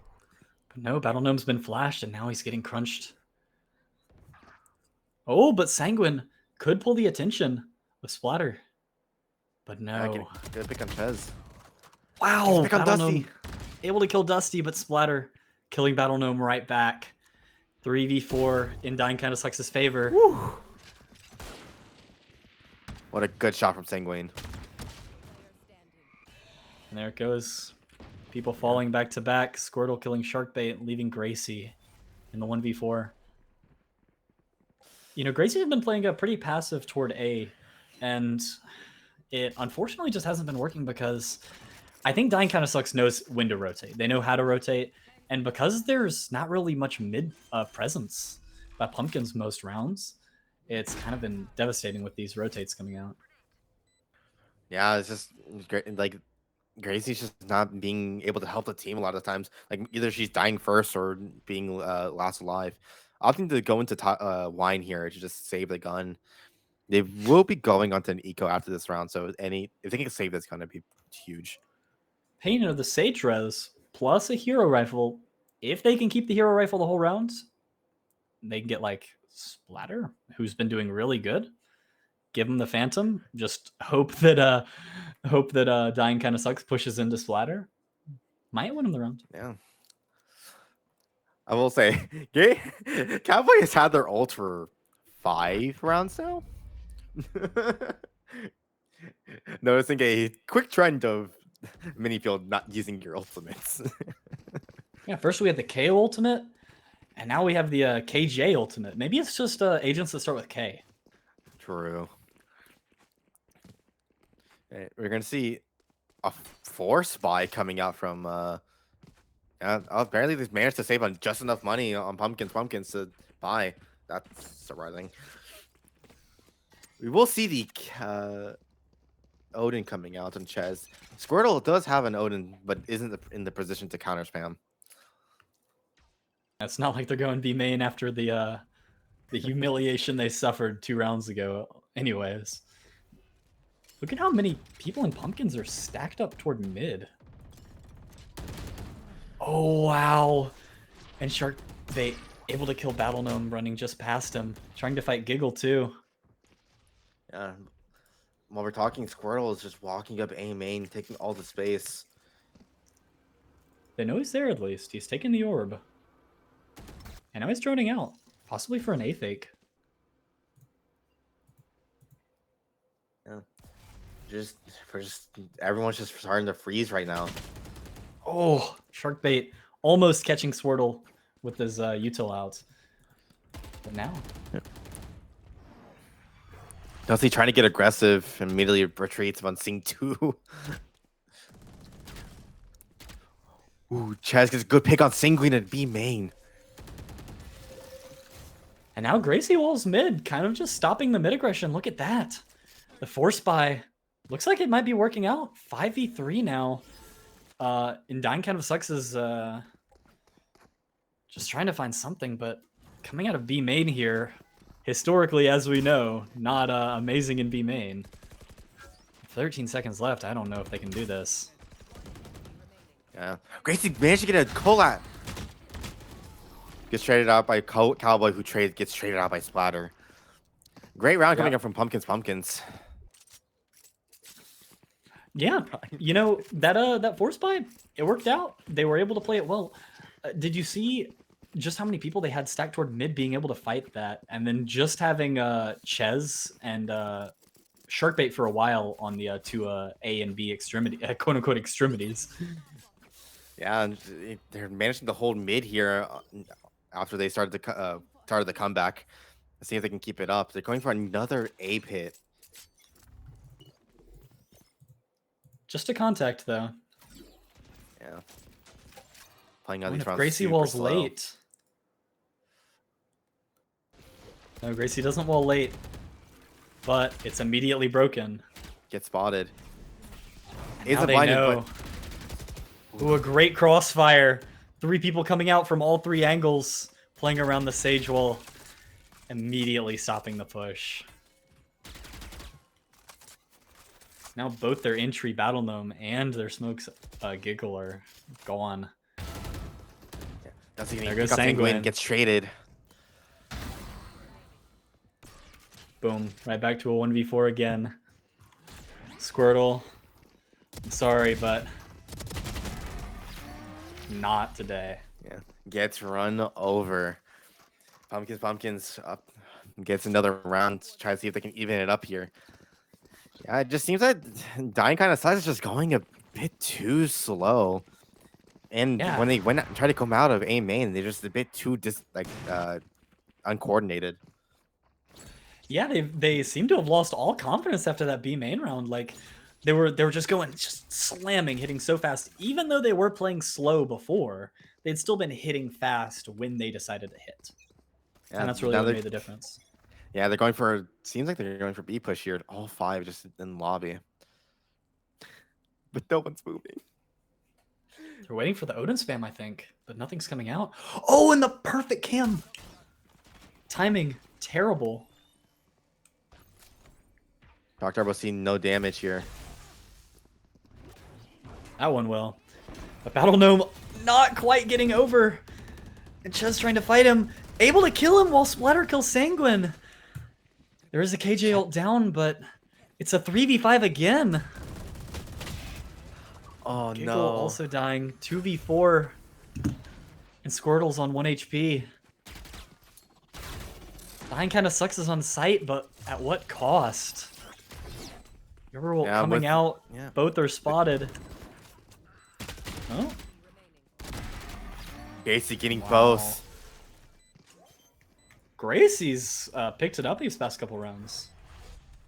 Yeah, I think she heard our criticism and decided to say, "I'm gonna pick it up." I'm a battle sage now. Gracie. All right, coming into this next half, I'm a bit apprehensive to see what Pumpkins do on this attack half with the Sage. I can't imagine that their attack would be that good in comparison to Dying kind of sucks, but I may be proven wrong. Yeah, you do still have to think they have Sova Yoru Omen, which great in terms of how explosive it is, and great in terms of entry capability, really. The Yoru TP plus Omen TP, the double TP, I think it works pretty well on A. Yeah, it's pretty good, yeah. Yep. Hoping to get some good interaction between the Yoru Flash and Omen Flash here on the side hits. I'll see a Shock Dart coming out of B main already, breaking the Cypher trip. Missed Omen one way. Battle Gnome gonna get caught out and killed because of it. No. And look, the fake mid presence that Pumpkins had done there. Oh, but they're too slow in A main. Are they gonna leave despite there being no one on site? Yeah, they're waiting. They're waiting for Splatter to just walk a B main. You know, it might just happen. Cowboy Otter might be aware. Yeah, Sanguine must have heard them walk away. Yeah, he hears Oh, them. when the Here's the smoke goes mid. down, it's going to be dangerous. And wow, Gets great one. shot by Sanguine. Breaking him up. Sharkbait's there alone while Dusty tries to fight him. And Dusty with this knife out, still able to kill Sanguine. Sharkbait whiffing onto Squirtle here. Yeah, they have sight now, 4v3. A pretty good default that led them here, too, I must admit. Whoa. Yeah. Let's hope that Dusty can get this good wrap going since the door's closed on him.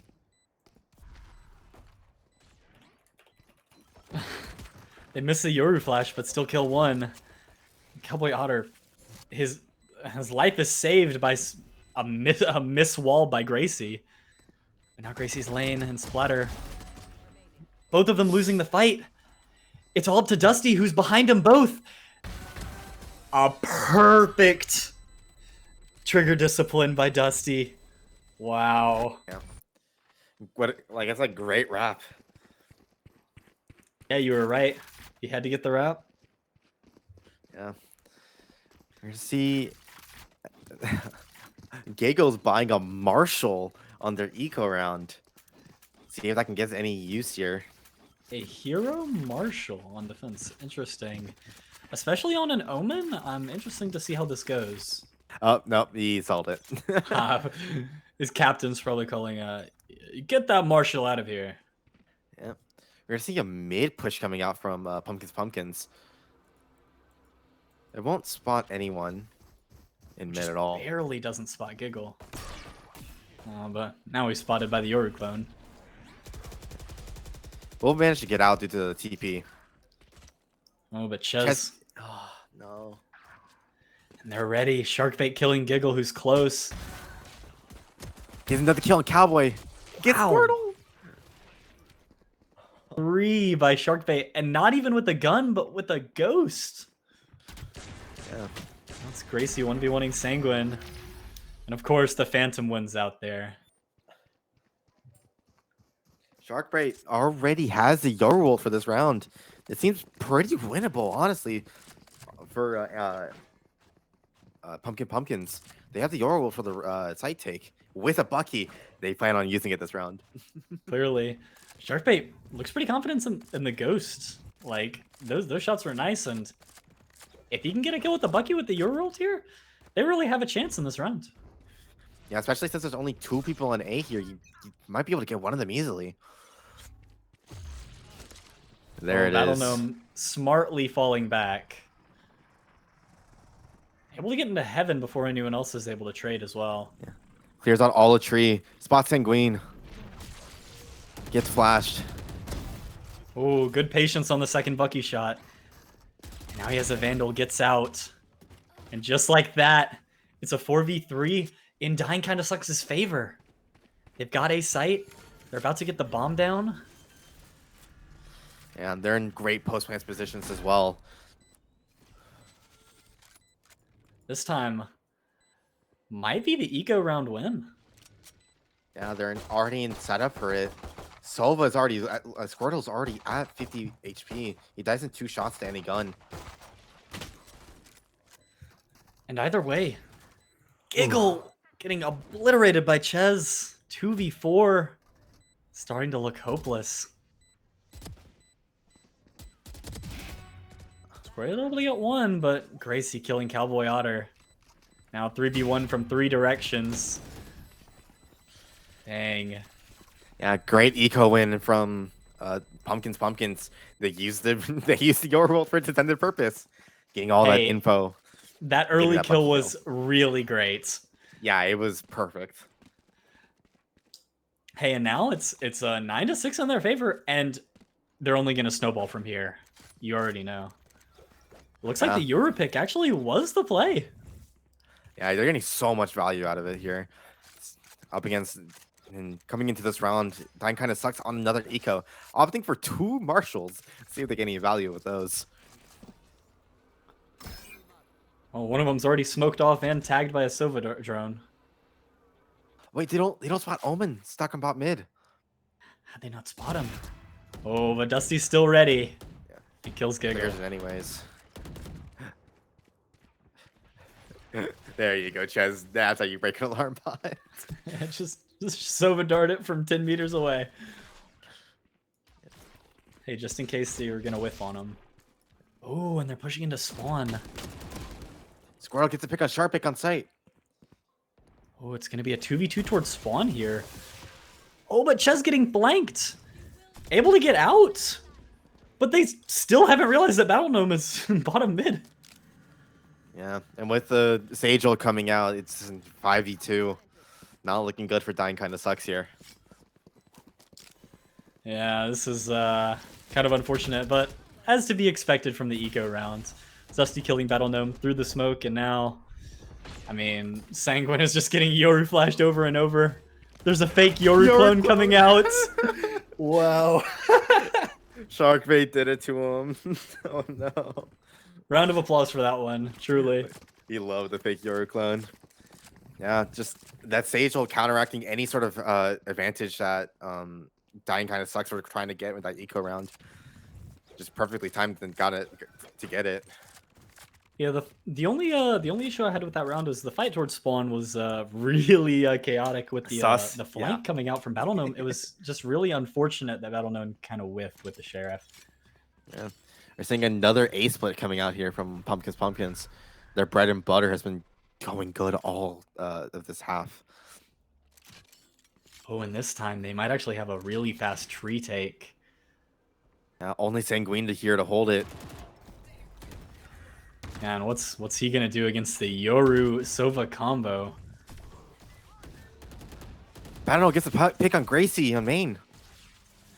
They might actually stop the push here. Squirtle killing Splatter with the Sova ult, even though Dusty kills Battle Gnome. 3v4.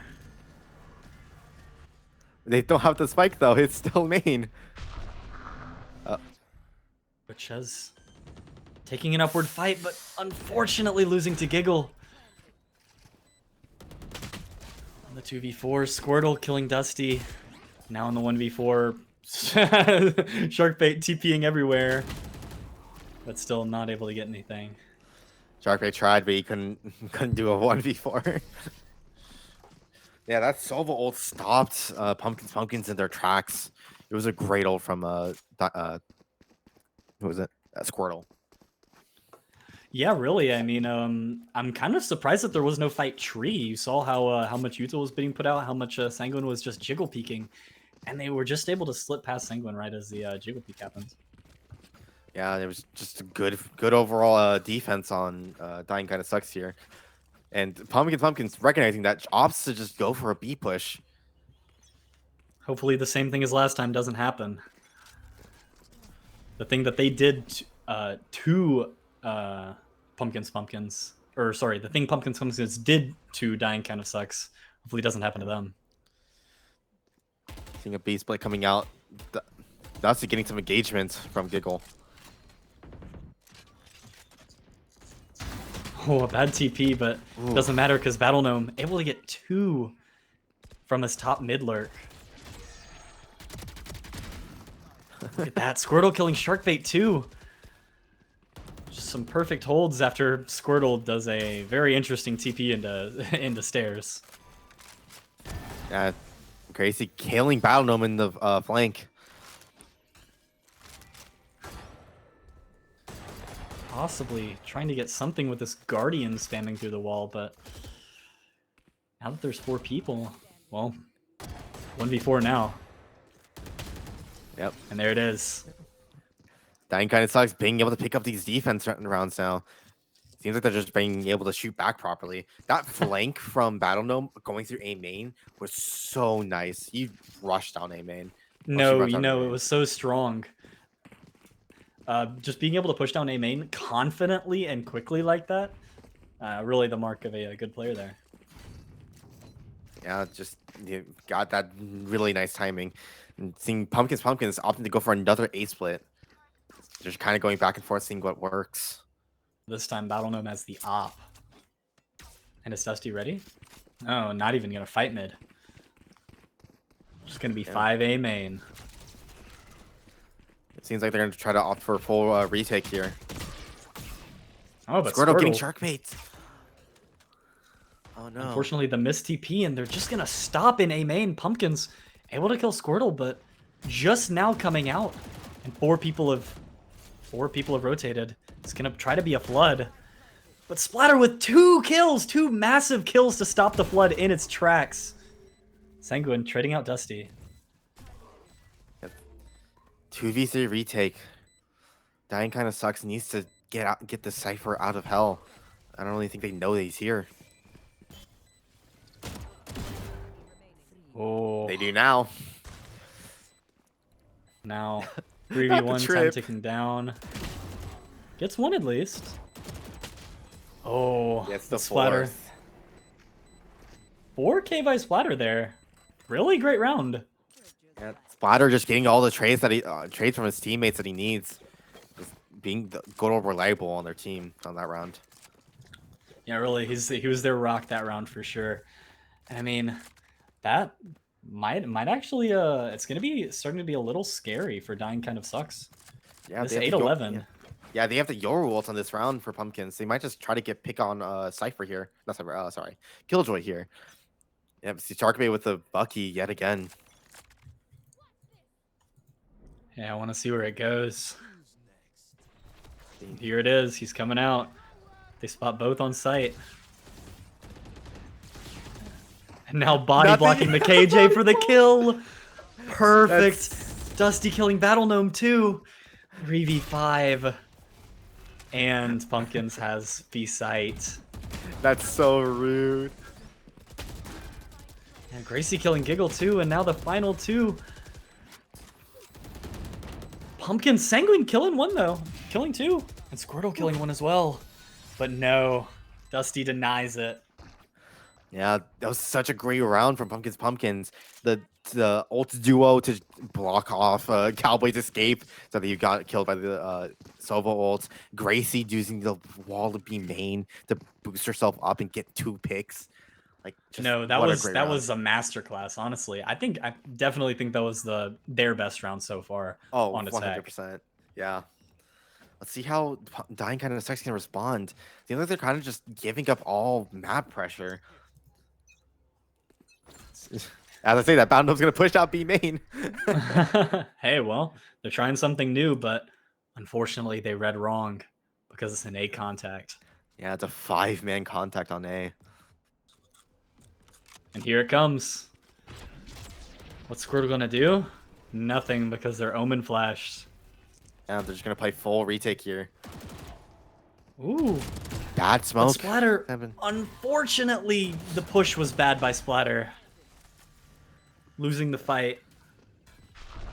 Putting Dying kind of sucks in a 5v4 retake, but with the bomb down, it's basically just a 5v5. Yeah, but they're stuck on site. They have no main control. Now they're getting crunched. Nowhere to escape. They're trying to TP back to main, but there's 2 waiting for him.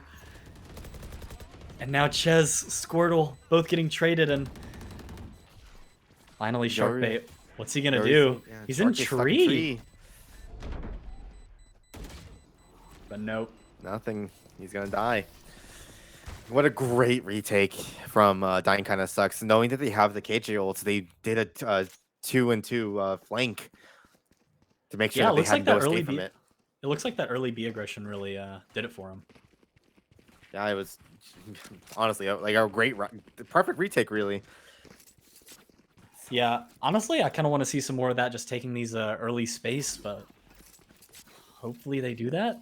And we're seeing a B split coming out of Pumpkins. See if they can use this round to close it out.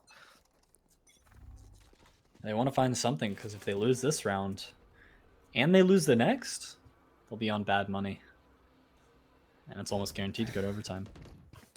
Drone will want nothing in mid. Yeah. Pumpkins opting to give up all of A to try to fight mid here. Unfortunately, a lot of damage has come on Battle Gnome.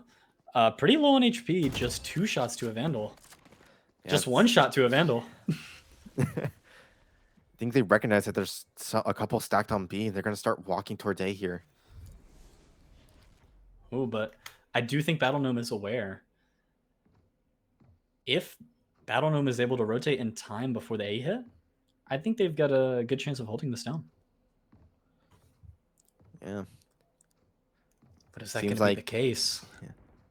Dying kind of sucks, just not falling for any sort of just trap here. About to walk in Sanguine. Sanguine with a great shot. Early pick. Trying to fight up again, though. Rez comes out as kind of like a bait. Amazingly, Sharkbait kills Sanguine for that. Yeah, that was a good engagement. Good Sage Res to close out that fight. Now they're going to get the plant for free. Oh, nice shot by Cowboy Otter, though. Now back to a 4v4 again. It's down to Splatter to kill Cowboy Otter. Back to the 4v3. In their advantage to win the game. The bomb is down. But they've got the retake ready. Yes, they're all turtle up on main playing post plant. They have no way to flush them out. All they have left is a Sova dart. Oh, but they're flashing out, but they all get Yoru blinded. Splatter and Sharkbait killing one. Squirtle 1v3. And he loses the fight. Wow. That blood out to win the game, ending 13-9. Yeah, that will be Pumpkins going up to the upper bracket finals. What a match from Pumpkins. It looked kind of dire for them in the beginning, and then they just able to bring it back so hard.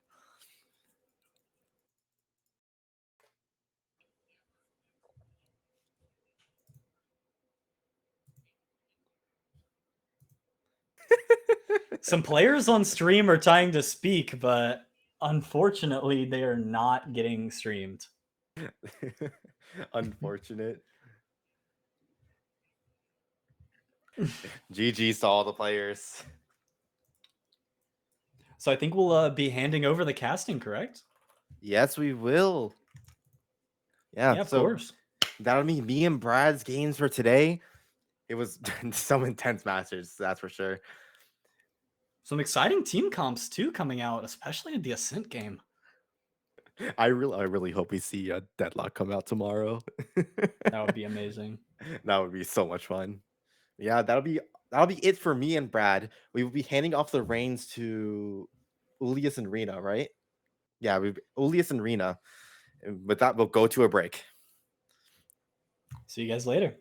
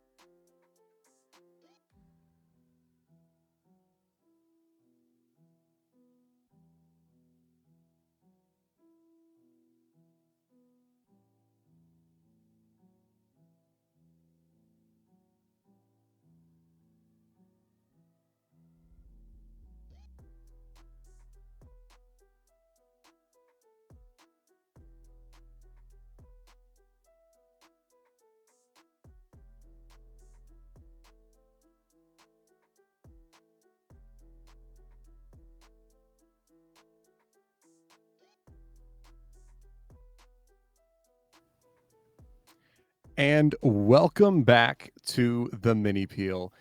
New round of casters coming in for these next couple of matches. My name is Ulius. I've been here before. And we also have Rena here today running the color casting for my play-by-play. Great to be here. Honestly, the past couple of matches, I have been enjoying the absolute heck out of watching them.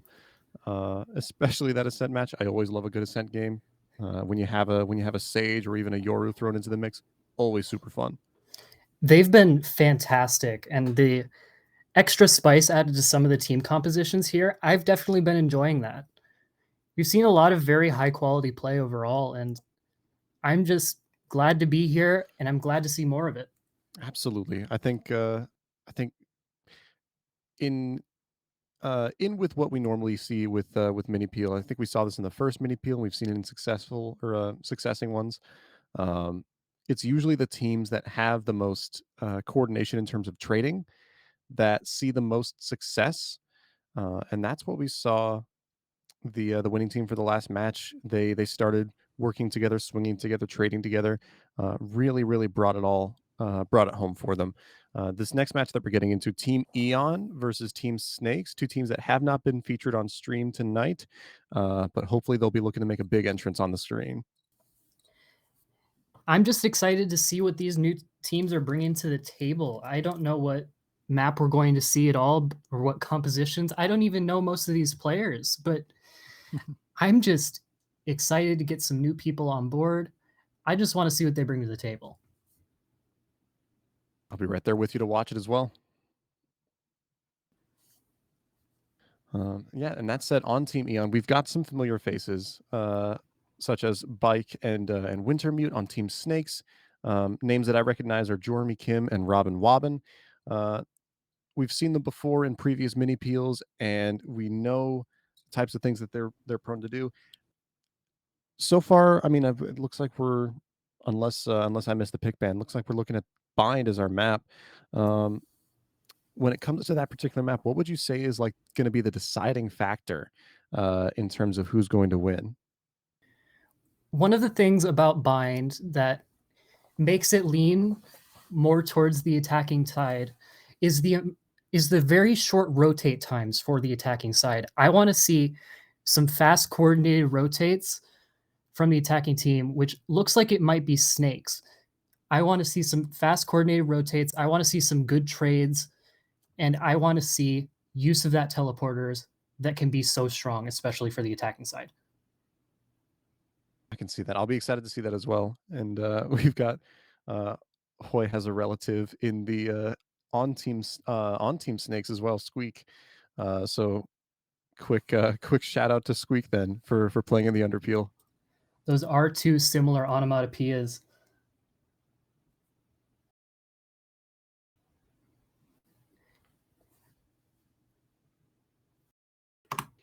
But I think as far as like what we can expect to see, right? Like we talked about before, important to trade and make sure you're playing with your team. But when it comes to like lower elo Valorant, like playing good fundamental Valorant, right? It's simply just having a plan heading into the round. So if we can see during those pre-round freeze times, if we can see that the teams are actually stacking up or coordinating in some way with each other, I think whoever we're going to see more of that from is going to be who we can expect to be the most successful during the set of matches.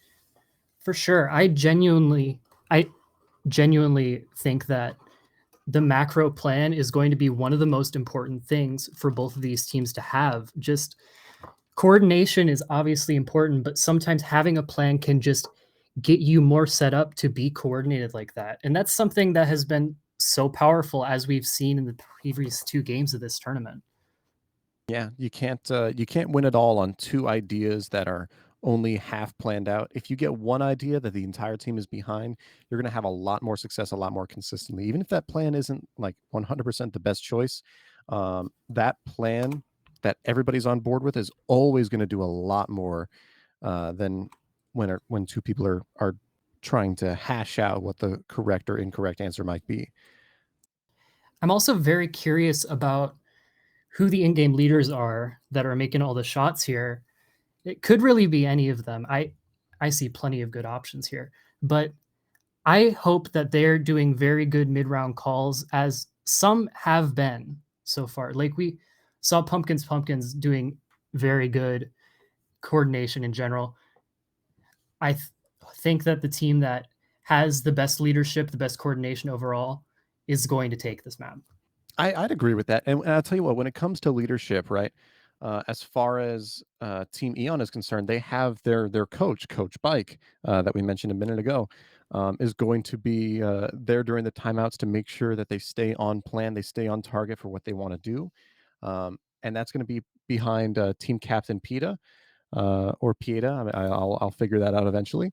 But just looking to see. I mean, we can assume for the time being that they would be the IGL in that instance, as team captain. And then on Snake's side, we've got. Um, pardon me, I'm just making sure I have the right name here. But Oh, we have the map bands done, actually. It's not going to be Bind, it's actually going to be Lotus. My mistake there. Lotus, arguably an even more important map in terms of macro. For sure. It's such a large map with 3 hull sites and rotations are so key on this map due to the doors, breakable, and just how much time it takes for defenders to get from one point to another. It can be very, very strong for attackers to rotate, much like on Bind, even though it takes a little longer than on Bind, obviously. Right. But I think that coordinated rotates and general map control hygiene will be very powerful here. Yeah, I think giving up too much space too early in the round is going to be detrimental. The early, like the first 30 to 45 seconds in a round, is prone to deciding the entire round when it comes to coordinated play, as long as there's no major upsets or major lurks that get picks in that sort. But as we're sorting out into our teams, it looks like Team Snakes are heading onto the defender's side, which means we've got Eon on the attackers. And once again, behind Coach Bike, and it looks like Team Snakes have their coach, or not right now. I'm sorry. I'm looking at the lobby as it's filling out. Yep. I don't know. Snakes' coach might not be in here. I noticed we were having some technical difficulties, but guess that remains to be seen yet. Sure. Well, we'll definitely be keeping an eye out to see if that happens. But we do have a coach for Eon nonetheless, which Bike is a prominent member of the community, and hopefully we'll be giving lots of good feedback, especially throughout the game. We've got players such as Wintermute that are going to have a bit of a struggle when it comes to connection. A little bit of a high ping compared to everybody else. So it's really going to be reliant on having a good set of plans. That ping is not going to help. It is only going to hurt. So we'll need to make up for that with the best macro we can possibly muster. And having a coach can help in so many different ways. Just having someone who can see more macro information can be very helpful. Just having a second opinion on things can be very helpful. Absolutely. And that planning is one of the most helpful things about having a coach. And Bike is a fantastic coach. Yeah, absolutely. And I think honestly, the coach perspective of the game is so majorly important. Obviously, it's extremely easy to know what the correct decision is when you're looking from a top-down perspective, or when you're looking at it from the outside. When you're in the game, when you're actually like playing the round and participating as a player, it becomes a lot harder to see what the right decision might be. You're focused on so many other things. So that coach is going to be really, really important if they can manage their timeouts correctly. The information game is a very, very significant portion of Valorant. And as we've been discussing, it's going to be one of the deciding factors for sure in this map and in this tournament in general. Yeah, I mean, Lotus is such an info-heavy map. If you don't know where at least 2 of the enemy players are, you're going to have a really hard time. What do you think we'll see in terms of agent picks, composition in general? I know we have some players in here with their own preferences towards agents, but I wonder if they're more willing to adapt here. What do you think? So, I mean, I would say I'm biased, of course, and I always am biased towards the recon initiator. So I expect to see fades on both teams. Um, and then to appeal to just allowing, let's say we have a standout duelist player or somebody that we can support on our team that we just really want to put as much utility behind them as possible so they can get their kills and win the rounds for us. Double initiator comps, I think, are going to be extremely strong, especially on Lotus, that we can get a nice spread of information gathering and space taking. So I expect to see fade and a swap between either Gecko or Breach. Um, I think those would be my what I find to be most important when it comes to composition. How about you?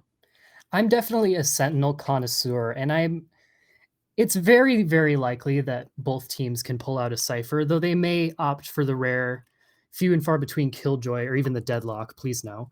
And I think that the information provided by those Sentinels is equally important to the information provided by those recon initiators, as you mentioned. Yeah, I mean, well, and you do have the info that you can get from Cypher or even Killjoy. A little bit of soft info from Killjoy, though. Uh, Definitely. definitely going to help out. And I like, when it comes down to attack side, especially having a Cypher being able to spread out those tripwires and lock down the areas around your flank will just allow for teams to be able to group up and focus more on the attack of the actual bomb site. And the attacking side on Lotus is definitely a very important attacking side. As we know, Lotus is very difficult.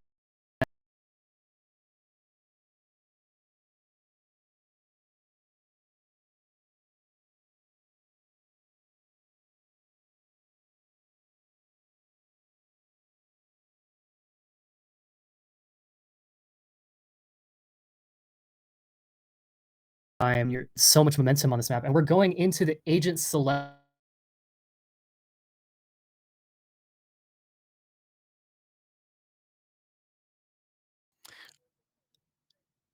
Well, I mean, like I said, if you have a player that's mechanically competent enough to play these mechanical characters, Chamber, Jet, um, just name a couple, Yoru as well, you can absolutely do that, right? If we're in the situation, if you can lock down and hold that angle correctly with good crosshair placement, good reaction time on the shot, uh, 100% you're going to have a successful.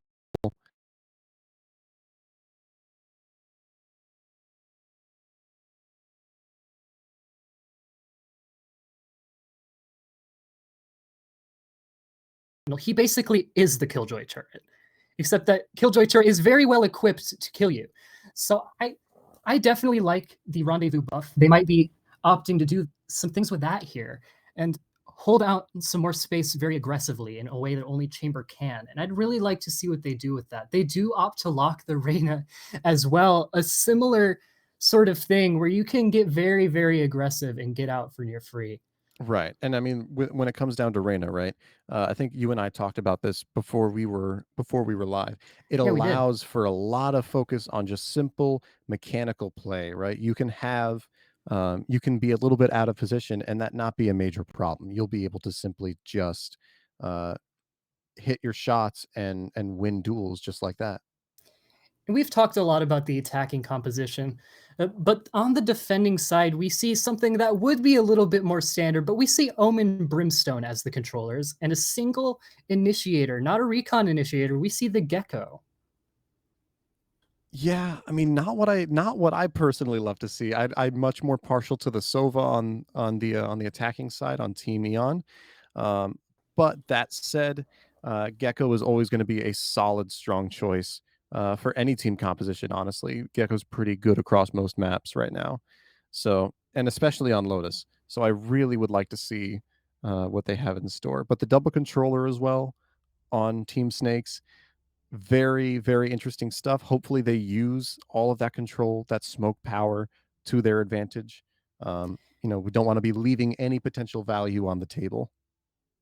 And you mentioned the double controller. I think it's very interesting they opt out of the recon initiator when they have two sets of smokes here. I feel like that extra information can make your double controller very, very valuable.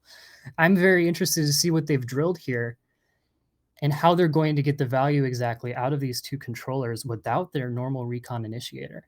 Absolutely. And I agree with you on the Sova pick. I know I definitely prefer Fade here, but that's just my opinion, really. I don't know. I like the Sova because you do have hard information that Gecko can't really provide without Wingman. And the information on Lotus is just so powerful in general due to how large the map is and how open it is. That Sova pick is going to be very beneficial to them. Yeah, I mean, absolutely. There's also like the universal component to Sova's utility, you know, as opposed to Fade, who can only really get information around her immediate area. Sova does have the option to, with enough practice and enough training, those darts will go wherever you want to put them. And we are getting into this game, but we are going to see a technical pause here. It appears that someone has disconnected. It looks to be Chamber. Unfortunate, but we should get into the game soon enough. And now, I mean, while we're on that note, right? It looks like this early defense setup. We're 3 stacked on A, with one of our smokes, Duelist and Initiator, and the attacking side is more staged up towards C. So what are we thinking is going to happen during the round? I think that we are going to see a very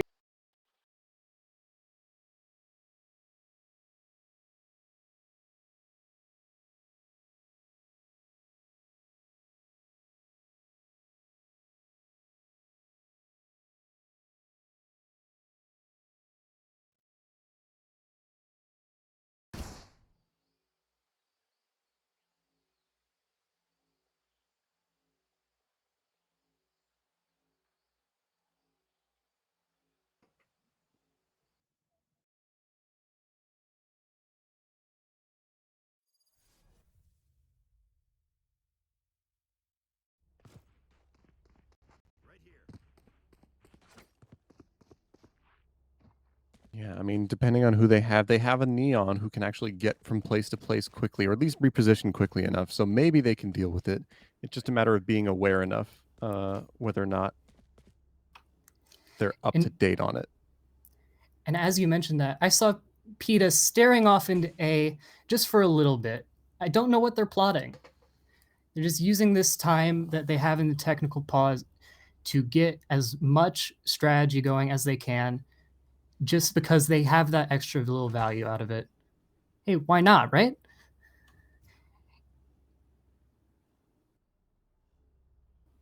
We do have some minor technical issues on the production side of things right now, but we are working to fix them as quick as we can and make sure we get all of that juicy Minipeel content straight to you guys.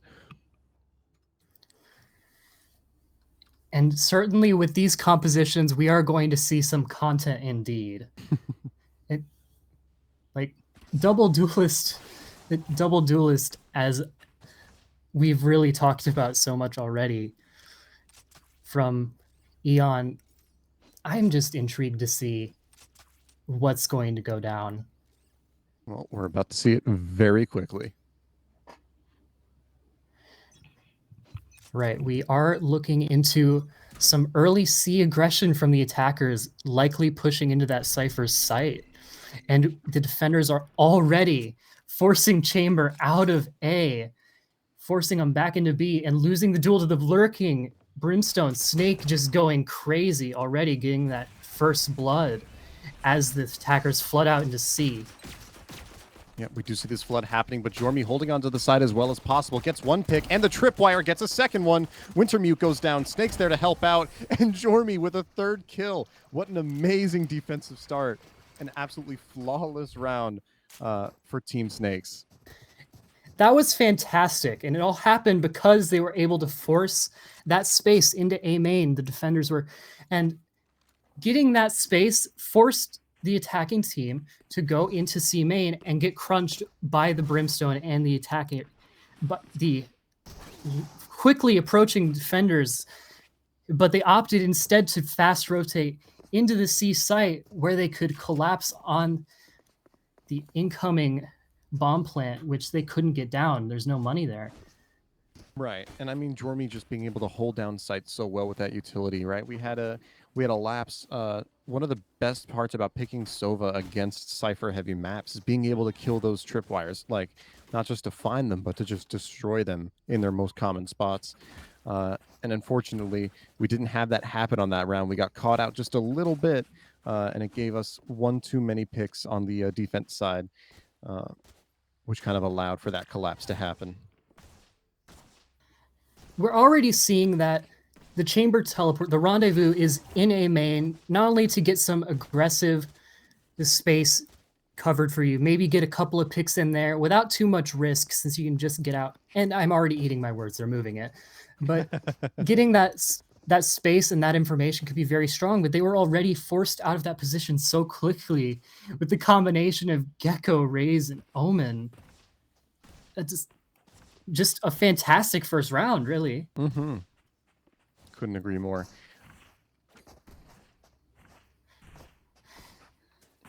Just to talk about a sense of appreciation for the Minipeel format as well. It's always a wonderful thing getting to showcase players that, aren't necessarily going to be up there with the Sentinel with the Sentinels roster up on the stage, but actually showcasing the Valorant community and doing what they do best, which is just having a good time. Indeed, this is you. This is you, Twitch chat. I get a real sense that everybody that's actually part of these games is having fun when they play them. Certainly. I know that when I participate in the in-houses here, I have the time of my life. This is fantastic when you can get into a nice coordinated game of Valorant. And coordinating in these bracket settings can be so much fun in itself. Looks like we might be done with our technical issues for a little bit. Let's go. Fingers crossed, knock on wood for that one. We've got the match timers running. All right. Cross your fingers on both of your hands. Nothing else goes wrong for the next 3 rounds. Early volley here coming out of A main from the defenders. They're just going to use that util to push the attack side back. Not really sure of where they are, but the attackers are just waiting. They're being very patient right now, waiting until they have an opportunity to really explode on their eco round here. And we don't see a pop flash from the attacking side at all. Eon forced to use that Leer instead to get out of the one way, but they wait till it fades anyway. And now Gecko. Dizzy's going to find 3 here. That dart's not going to scan anybody important, or at least nobody that they can kill. We are going to draw rotates, though. The attacking side is fully out on Rubble right now, just waiting to swing this angle, waiting to get some tempo. We're going to see a very important duel here. PETA going out with the classic, Robin getting 2, Hazard getting yet another, and Zodiac's just stuck in Rubble with the bomb. Not where you want to be, especially going down to Taver. And now we've got a 5 versus 1 here against Floor. Can they pull anything? No! Gonna fall down to Robin for the 3K. You can't dance your way out of that one if you're Chamber there.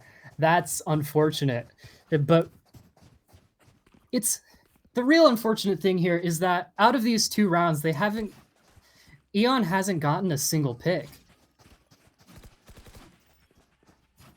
I mean, that's a very good point. Eon currently 0 on kills right now. Hopefully they can pull something together. They've got that double duelist firepower that they might be able to use. And I hope that definitely comes into play against this bonus that has so many strong weapons. And this is going to be a huge fight towards the C-Mound area. I like this bonus quite a lot. Getting aggressive off the rip of the round. Jormy trading out for Cracker. Getting out alive, Jormy. Getting back to their setup just so that they can defend the C site for a little bit longer. But whether Eon opts to hit the C site or just back off remains to be seen. Here we go. We get some contact here through that rotating door. Not going to find any kills, though. Just a little bit of chip damage. Attacking side still looking to find a way through this defense. Though the defenders, Snakes, have not fully rotated all of their players yet. They're counting on Eon leaving and giving up on their attack. But that's got an not execute what we incoming. The see here. Sova drone only spotting 1, and Jormy God, Jormy with the 4K. No wonder they didn't have everybody there. They weren't worried about it. Jormy has it locked down. Sometimes that gunplay and just avoiding that drone is all you need. Not clearing out elbow there is certainly a decision, but it is a decision that was abused by Jeremy. Well, I mean, like we said, denial of information, right? If you can dodge that drone, you can just obscure what is and is not true about the defensive positioning.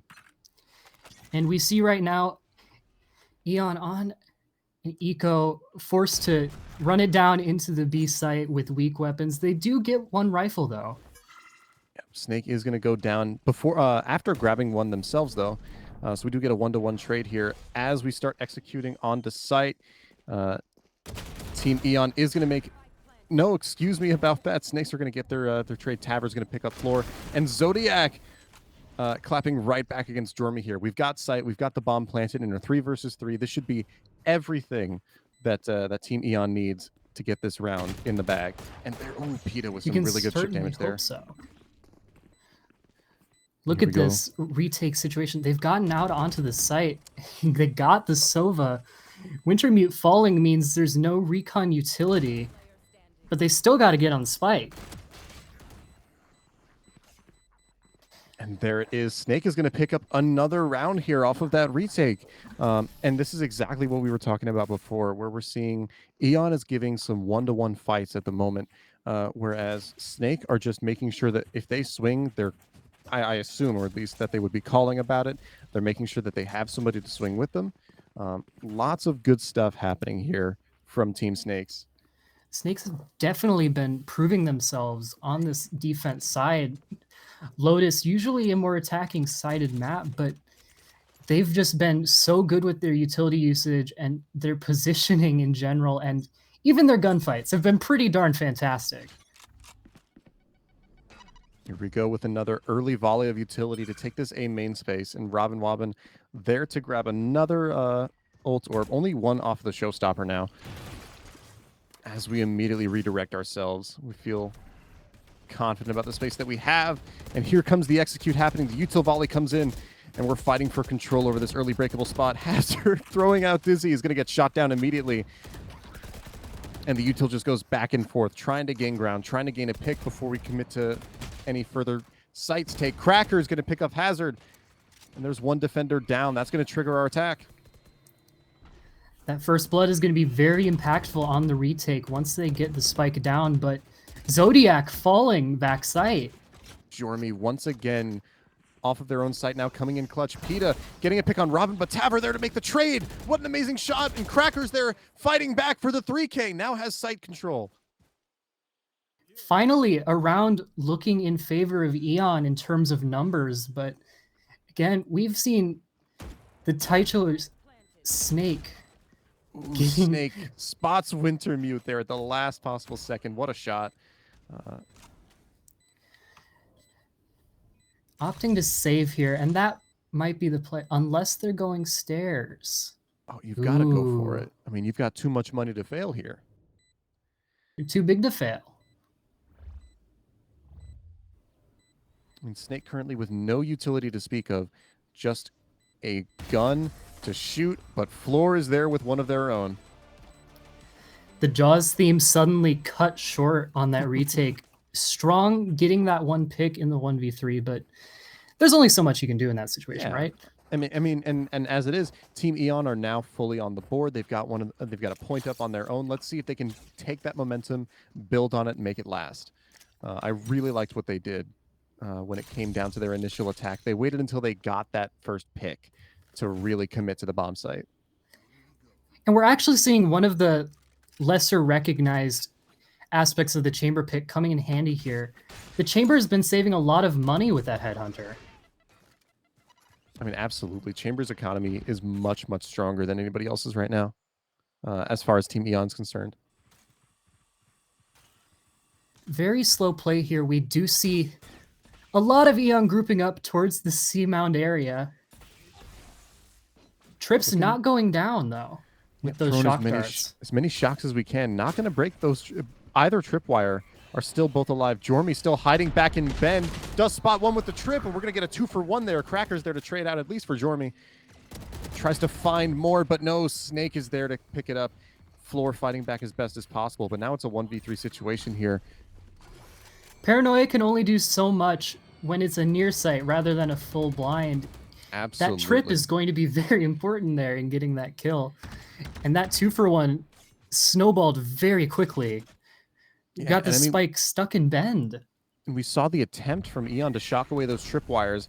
And now at least we're aware that those default spots are not where we're putting them down. We got to find a way to adapt to that. Floor swinging out, does grab Robin. And Snake is low enough that this is very doable. Jaws theme playing once again. Just trying to hold out. This 1v2 situation. To link up with Taver. No, Snake swings out just as the bomb's about to go down. That's going to be another round for Team Snakes. Friendly reminder that shooting corpses is not preferred when it comes down to these games. Drat.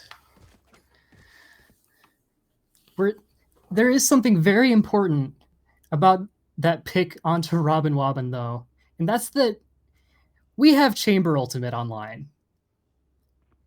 One of the most important things about the economic advantage of Chamber is that you just get a free Operator Deluxe. Wonder when that's going to come out.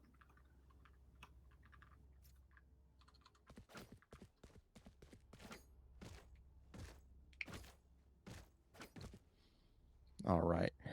Hopefully that'll be the only infraction that we have tonight and for the future heading forward. No worries about it.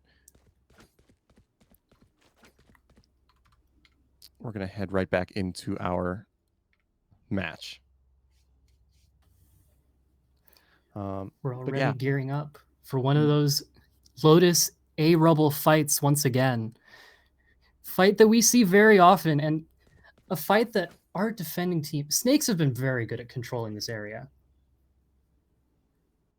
Yeah, I mean, this B main walkout has been consistently getting value for the team. Oh my God, Robin! We're going to talk about that in a minute. 2 kills for Robin, 1 through a wall and 1 off of a nade. Speaking of which, we get 1 good spam kill through that fast lane and 1 with the grenade. That's beyond words. That is what an absolutely amazing initial set of kills from Robin Wobbin. This round, in the way of math, has just officially gone to Team Snakes. Goodness gracious, gearing up for a B hit, hoping that there's maybe 2, maybe 1 person on the site. Oh, no, just going for the revolving door, maybe. I mean, I'm not an enemy of this play here. I do like the idea. It's just that we have not been able to deal with these tripwires. Jormy is consistently switching them up a little bit, but there we go. We get a spam through the cage. Cracker Max can get that initial pick and get us the C-side control that we need. Snake trying to fight back, but can't really do anything without teammates. But Robin Wobbin with the showstopper for the 4K on for the ace now up against Cracker. But Snake is there just to help out. We're not worried about the ace. We're worried about the rounds. Robin Wobbin with an absolutely standout performance in round 7. Sometimes people make fun of the neon pick, saying that stuns are more cosmetic in this game. But the showstopper rocket has proved that walls are cosmetic as well. Shooting over that ledge and immediately getting 2 picks and denying the bomb plant, that's some pretty significant value, if I do say so myself. Those were raised things right there, if I must say so myself, if I do say so. And gearing up for the immediate C hit again after getting destroyed on the retake, and just knowing, that showstopper isn't going to hit us twice. It's not here now. It can't hurt us. That is a level of resolve that you've got to appreciate. Right now, we're just trying to figure out how to deal with this Cypher. We know that he's alone on site, so we just need to learn how to deal with it. And once again, we're not going to break any of these tripwires off of these shocks. We need to figure out where they are. PETA just wants to get into the site, but that high gear dash isn't going to be very helpful when you're running straight into a tripwire. Luckily, they're broken, but But I mean, there It is. remains to be Wintermute- seen if Eon knows that they're all broken. And they know now. Surely. They should. Hopefully, Wintermute was able to break both trips in one shock dart. There, we're gonna see the Neon Ultimate come out here from PETA while walking, though. Interesting choice here. As we swing out, watching for this rotating door, hopefully to find a kill, but Taver's there for the headshot. As the execute comes out, Jormy's there to help defend, and it's all up to Wintermute. But no, a 1 versus 5 is not a sustainable situation to play in. The defenders, Team Snakes, are up 7-1, and we're going to be seeing our first timeout here from Team Eon. What would you say, Arena, that Coach Bike is talking to our attacking team about? What do you think they need to work on or to address in order to start winning some rounds here? Well, one of the things that I've noticed here is that Jeremy's gunfights have been fantastic, and Eon has really been struggling to deal with that. But I wonder if they opt to play around Jeremy by just not engaging with him at all, or using more utility like that recon dart to flush him out better. I'm curious what Bike has in mind just for dealing with Jeremy in particular, as well as I suppose that A main aggression they've been fighting for. And even when they wait it out, they still lose that fight. Robin's just going crazy with that utility usage.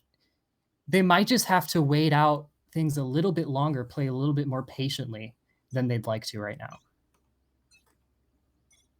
So we need to see a little bit more patience from the attackers, you mean? For sure. They've been using control in the sense that we know where people are. That's Sure. the thing. You have to kind of fill in the blanks here and figure out what can we do about it. It's kind of been like, oh, we see 4 people A main this round. Let's just go see. Mm-hmm. And I suppose they're just waiting out the A main barrage of utility again.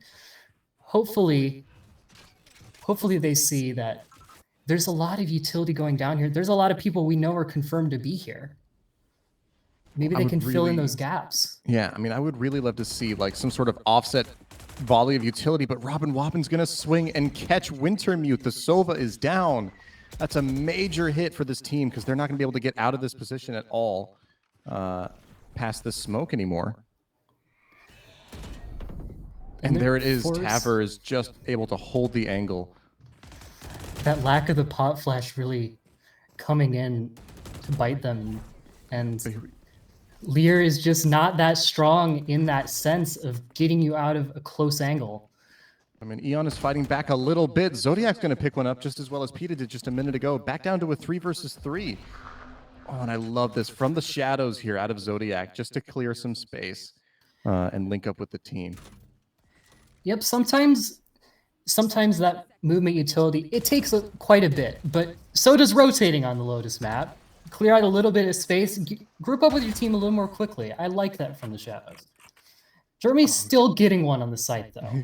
Getting one on the way out as well, making this a 3 versus 2 retake. Very favorable for Team Snakes.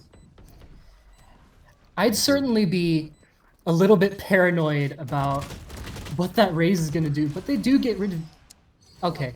Robin Wobbin with a career game here. What a standout spray down. Absolutely insane plays coming out of this team. And this is the trading we were talking about, right? Like, I was just going to talk about how they got that beautiful pick on Jeremy, who's been going so hard, but nope. Trade's right there. And that's the kind of thing we need to see right now from both sides. Absolutely. That, to me, I think the heart of Minipeel is playing good fundamental Valorant. And fundamental Valorant has nothing to do with having the right plan, has nothing to do with having the best team composition. It's all about playing together as a team, as your little mini duos that you can put together to trade each other out and win these rounds. We finally see the Chamber Ultimate getting popped, hoping to get a little bit of extra space, but that space once again being denied by the barrage of util we know and love on Lotus. But we do have 4 defenders here. I mean, Robin Wobbin and the rest of Team Snakes are fighting for that space, but we are walking all the way up C here. And we are going to catch a break here. I think we're going to get the C site for free, absolutely, as this execute comes out. All the information that we could ever need is at our fingertips with that Sova drone. We love the tripwires here. That one, the one on the entry is still not getting cleared out. We had a shock dart. We had someone teleport across it. We had, surely Pitas could see it, but not getting cleared. And What an that amazing leading to amount a of value. kill. Such significant value, and showstopper. Dropping the showstopper. How many ults is that going to be on this round? I think 4. We've seen an absolutely monstrous amount of ults, and we're going to turn this round around. Team Eon, they were going to lose a couple of picks there, but we burned the showstopper. Now Robin Wobbin's left all alone with nothing but satchels and a Vandal, and Peta with a 4K is going to pull this round for Team Eon. 8-2 now. Back on the board, and it's definitely something we've needed. That's 4 losses in a row for Eon, and that was a really good coordinated fight, I have to say. That's exactly what we were just talking about, and they really improved on that. Credit where credit is due. It's those moments where Snakes feels, where we have 8 rounds up, we're too big to fail, and they feel that they can confidently swing everything. Well, that may just be the moment that Eon chooses to start trading each other, and they get those picks, turn it into a 3 versus 1 after being down a player. That is amazing. I don't know how I feel about the chambers still being posted up on A, but we do get that info. It looks like Snakes are opting to give up a little bit of space here. Chambers is all the way up. We are going to see those tripwires go down now with one of those shock darts, but we can't find the second one yet. That drone does come out, and we are going to see that tripwire get its value. Jormy again with another pick for it, but Peta, they're in for the 2K on that entryway. What an amazing sight rat. Robin Wobbin! You did not just do that, but I guess you did. Once again, for Robin, walls are cosmetic. Shooting somebody you have a line of sight on is optional, as Taver does fight back even more to help defend the site, but Cracker there for the 1 kill. Even more tries to get that pick onto Robin, but no, Robin is here to play. That's certainly one of the difficulties of planting on C site of Lotus. It's very easy to spam down, whether with util or just stray gunfire, if you're not very careful about where you're going. Right. And I mean, all of the positively beneficial plant spots are just vulnerable to somebody in just the right position, in just a cheeky little spot that you can't really trust it too much. I hope that if we see another C hit here, which we might, it looks like Eon might be gearing up for another C hit. I hope they get a little bit more aggressive with that control, so it's more difficult to spam them down when they opt for that plan. And here we go. Once again, this early round plan. This time we have Chamber walking up B main. Does catch some contact, but no damage is going to be traded. And we just have this walk up C space. We're just trying to make this strategy work for us, and I'm excited to see it happen. We do break one of our tripwires, and that's going to trigger Peta to high gear it up there. Jormy not getting spotted by the dart, does pick off Cracker. Loses the second trip, though. And that trip really did get its value at the end of the day. You still got a kill off of it. Absolutely. Arena still had to fire down the trip, and oh, Neon Peta once again walking with the Neon ult. Does get a kill for it, though. Oh, that Thrash is going to get major value. Robin's going to get a free kill off of that. Peta's there. Tracking training has paid off. Jormy goes down. Now in a 2 versus 2 with that Neon ult live. This is going to be an intense end of the round here, end of the half. Both teams have 2 players on, or 1 player on low health. Floor there to pick it up for the 3K. And that's going to be a 9-3 curse. Maybe Eon's been planning this out from the top of the game. Maybe as indeed. They transition into their defense half. A lot of ultimates came out that round. Last round, you usually want to get them out, but absolutely, you got a lot of value from all of them. The finger guns getting 2 kills, Thrash barely detaining 1, but still detaining 1, and then Chamber just being confident in the gunfight. Absolutely. I mean, like heading into this next half, right? We've seen habits from both teams, right? Jormy is very utility forward. Snake as a Brimstone is just very, very confident in being solo. What do you think? What sort of habits do you think we should be seeing here in the second half now that we've swapped sides?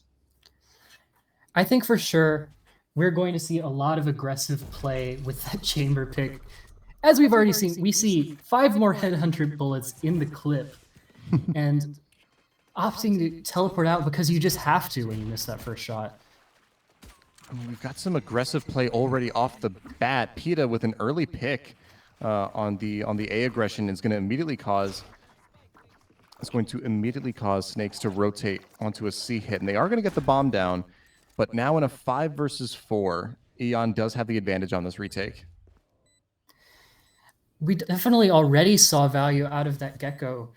We noticed at first that Eon on the attacking side really struggled with getting the plant down without getting spammed. And Wingman not only can deny spam by not giving up a body for it, but also just being smaller and harder to hit.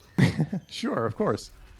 And regardless of that, though, we've already seen such a powerful retake, and Taver not being able to get both of them down. What a Tricky round. Amazing round from PETA.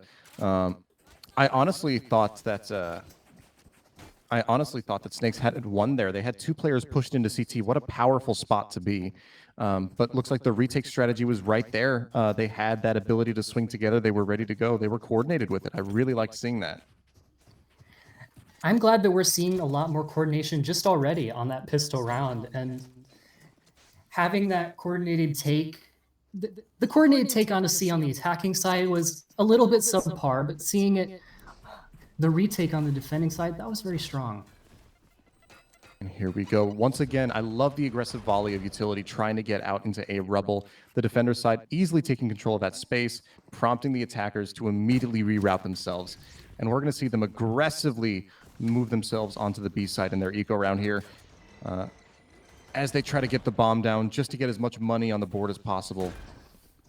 Eons is looking to come in and retake no problem whatsoever with their improved guns. And there it is. Robin's going to pick up 1, but we're going to lose 4 on the side of Snakes. And there it is. Exactly what you expect to see from a force round on Lotus. That was really elegantly done by Eon there. We saw so much control of the map, just all the way up C, all the way up A, and opting not to go for the flank, but still having all of that control. You know where everyone is. Just having that whole net around everybody is so strong in of itself.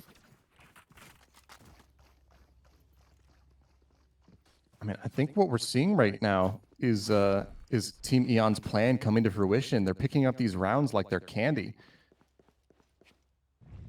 2 at a time as they head into their bonus round. I want to see some more of that action. Do see that PETA's one off of that Neon ultimate. Might run down this Brimstone here.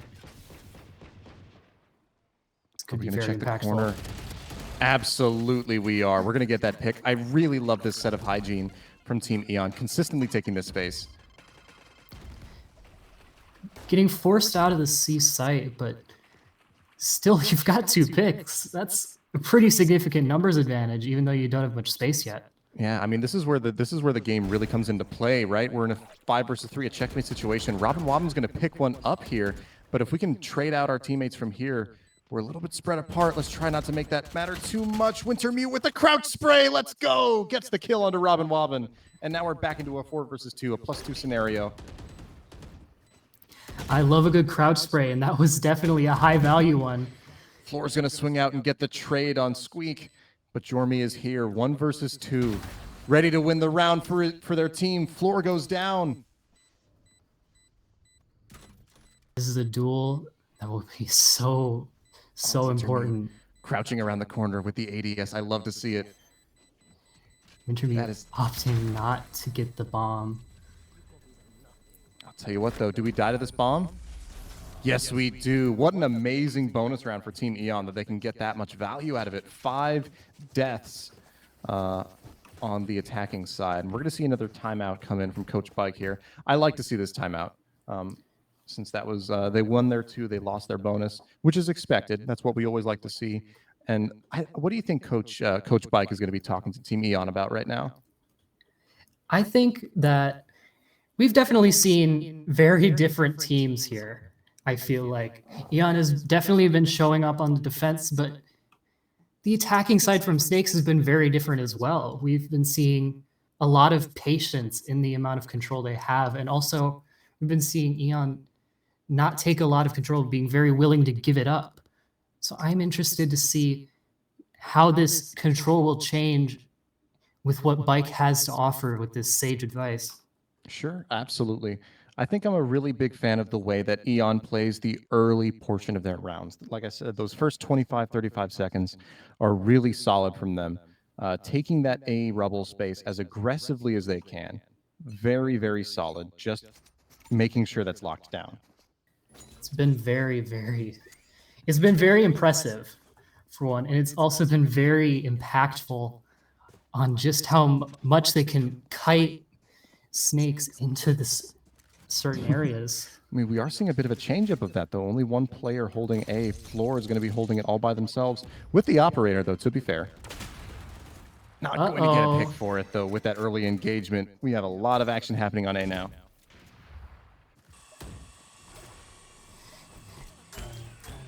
Oh, the showstopper coming out just to deal with the operator getting rid of it. Absolutely deleted off of the map. That operator is gone.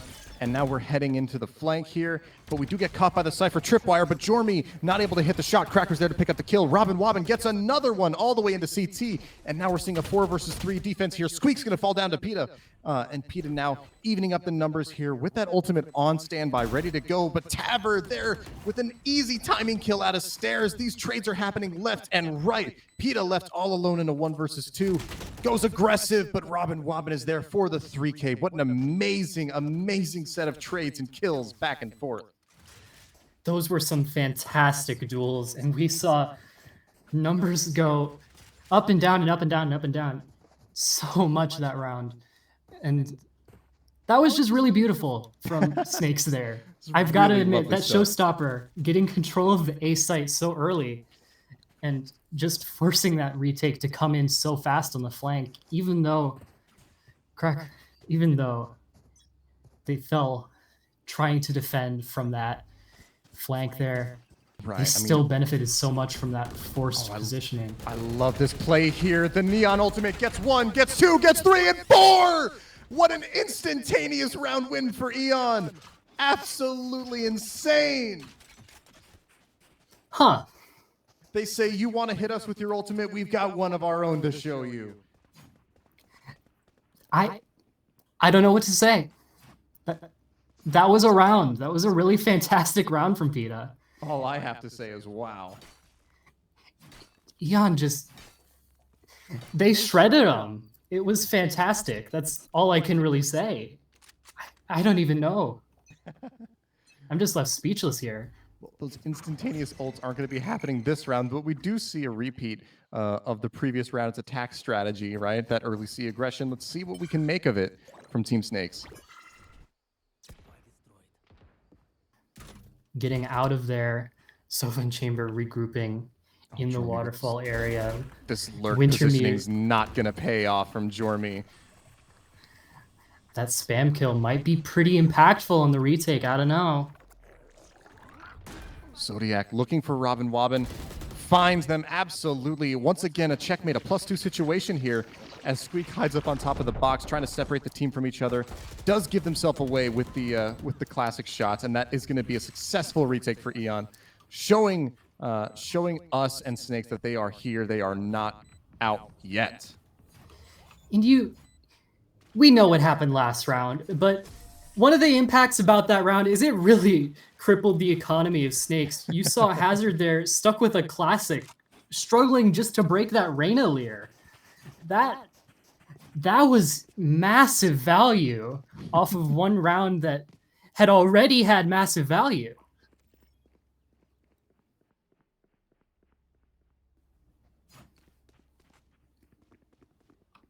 Ooh. Wow, Admiral Kitten's taking their map. Let's go. Excited to see how they do heading on into the next round. All right, a little bit less aggressive here on the A main from the defense here. Not seeing anybody pushed up to take that space, just playing more passive, more on site, more ready to rotate. Creeping up slowly. Robin breaking the chamber trip on V, forcing some rotates in, getting rid of Wintermute. Damage. Floor's going to take some chip damage falling off of C site, and now we have our man advantage as we head into this execute. We've got util flying everywhere. No questions about it. We have control over the C site. Now, just can we hold it is the question. That first blood definitely caused a gap in the defense, one that was very hurriedly fixed, and that meant that C site was pretty ripe for the taking. Here we go. Let's As see the this retake retake. comes in. The attackers ready to hold it down, protecting their bomb site with their lives. Floor is left alone in a 1 versus 4. Or I guess you could say a 1 versus Floor as they line up 4 people all dead ahead. But unfortunately, the spray down gods are not there, are not in our favor. Floor stuck on the floor here as we see the match point incoming. What do you think Eon wants from this round? I mean, realistically speaking, Eon, I think they're looking to take the space that they can early round. If they can get that, I liked what they were doing, taking that Rubble space. I didn't like that they didn't actually aggress it that round. If they can get any early picks of any kind, immediately moving to a more passive play style is going to win these rounds for them. No question about it. I love seeing that, though. Floor immediately bringing out the tour de force here. Does get jump spotted, though. There's no flashes to deal with that. You just have Dizzy. There it is. Floor is going to make that pick happen. Now, if we can convert to a more passive play style, Team Eon is going to be able to stay in this game as long as they can play their trades. Those numbers, they do not lie. They will always be in favor. And you know, we were talking about that lack of fade or any recon initiator, really. We've got no information. You can't force Floor off of that angle without like a blind or a scan.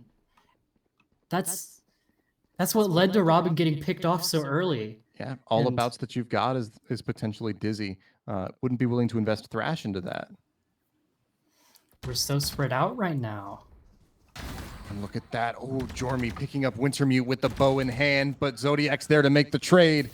Aware of another player up there. Snakes looking to make that duel happen. Peta there to support.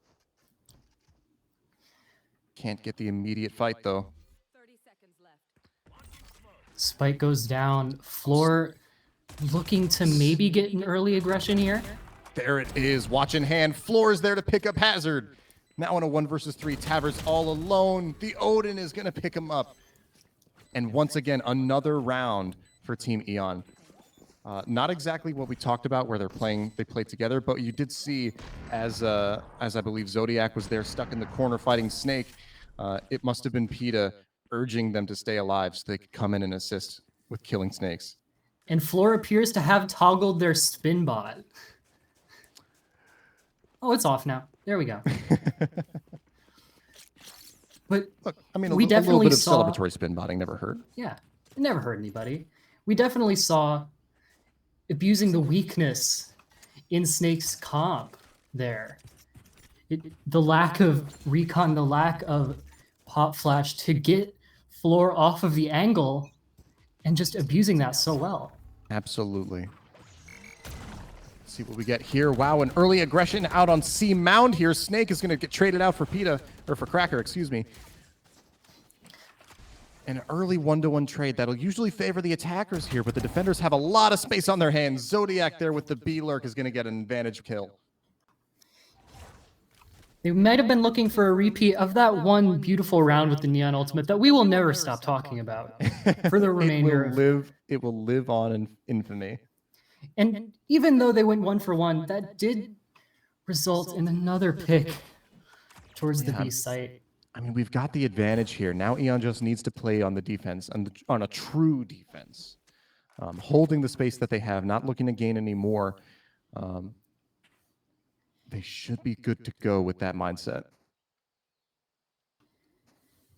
And Snake's going all sneaky peeky like, maybe they're just indecisive, but maybe they're plotting. I mean, Snakes I'd haven't like to moved think an they're plotting. inch. They haven't moved an inch up until this point. They've been sitting, they just get jump spotted there by Peta, though. That is going to trigger the thrash to happen a lot earlier than you would want it to. Doesn't get the chance to clear out CT, but we're still going to push out anyway. Taver walking onto site, sneaky beaky like, as you say. Peta. Surely we've drawn rotates by now. Powerful timing. We are going to get the plant down. The Neon Ult comes out, grabs one, but gets traded out immediately. Wintermute with the Sova, Hunter's Fury. Zodiac there to push for it. Wintermute doing a little bit of tagging there on Zodiac, just giving them little teammate singe from the Hunter's Fury. Robin Wobbin forced to satchel up, gets caught out by Floor. What a lurk from the A site. Robin definitely feeling it right now, opting to satchel up rather than just satchel him off the bomb. Absolutely. I mean, love to see that, though. Another round for Team Eon. We're going to be seeing a minor tech pause heading into this round. But just a quick note. I mean, what an amazing past few rounds that we've seen out of Team Eon here.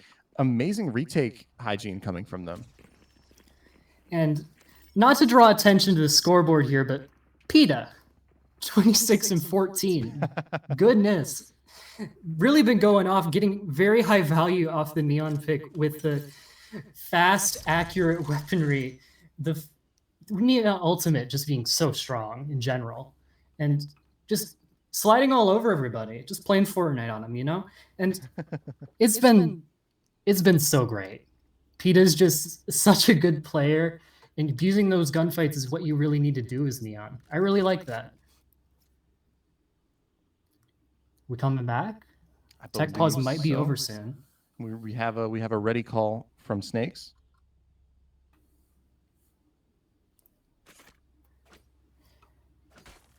Okay. Looking like a B hit already. Even though we're just seeing the ready call now. This could be dangerous. We've got Zodiac as the solo B hold, but three players towards C. We've got an eco round as well coming out of Team Snakes. So this is going to be an intense round to watch here. We do see that early contact, though. That's going to trigger our hit. All the way up already. Ultimates on the board, but we're not going to use any of them. Looks like we're using them to hold our site. Zodiac trying to get through that door. Snake barely looking for a pick, but no, absolutely not. Not when Zodiac is already fully reloaded. Plant is going to go down, though. Jormy here holding this flank. Does grab one with the Bucky. Grabs two with the Bucky. Not even to get traded out just yet. Zodiac does grab one. Grabs three with the Bucky. PETA goes down, and now we're in a 2 versus 2. Jormy, that was too good. Bravo with the shorty, though. On the... Okay. Robin with this lurk here, and the showstopper not going to get the kill. But they're so low. In a 1 versus 1 Zodiac. Bomb is halved. Satchel's on it, not broken. Doesn't push Zodiac off the bomb. Zodiac's going to stick it. Absolutely. 10 rounds for Team Eon. 4K for Zodiac. They are not out of this game. That was beautiful from Zodiac. I really have no words. Knowing that the satchel was just barely far enough away, you're not going to get quite enough knockback. You're not going to get quite enough damage. Game isn't going to be closed out quite yet, and Robin's probably feeling pretty bad about that one. I'll tell you what, that was a judgment call that Zodiac made, and they should be extremely proud of that. Eon, like, match point and showing no signs of stopping here. No shakes, no hesitation. I love to see it. And again, we get that early util. That blind has been pretty consistent into the A main here. But Snakes aren't respecting it. They are just going to swing. They do get scanned, though, by the Sova Dart. Floor's all the way up mound. We do see Snake backing off of the lurk, but that's a lot of information we have. We're seeing the benefit here of the Recon Initiator. We've got 4 defenders ready to hold this site. PETA does get a pick. All of the information we're getting access to here, and we're choosing to attack the site anyway. Door opens up. We swing at a tree. We've got 3 of us in here. Gonna break that cam. And the tension is intense right now. Lear comes out, maybe getting a little bit more aggressive with this classic that Kraken appears to have. Zodiac picks up the lurker, and PETA gets traded out by Taver for Jormy, though. And now we're in a checkmate situation again. Team Eon picks up Taver in a 4 versus 1 hazard. No Dizzy active. No Wingman active. No util to clear out that close range classic.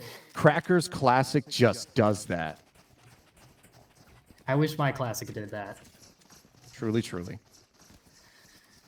God, again, Eon. this is not to jinx anything. Knocking on wood right now. This is the round for overtime, ladies and gentlemen. I'm excited here. This has been a fantastic game. I don't think you could have picked a better I one to know. watch. I'm not supposed to be biased here, but I'm biased now. I want to see Eon bring this back to overtime.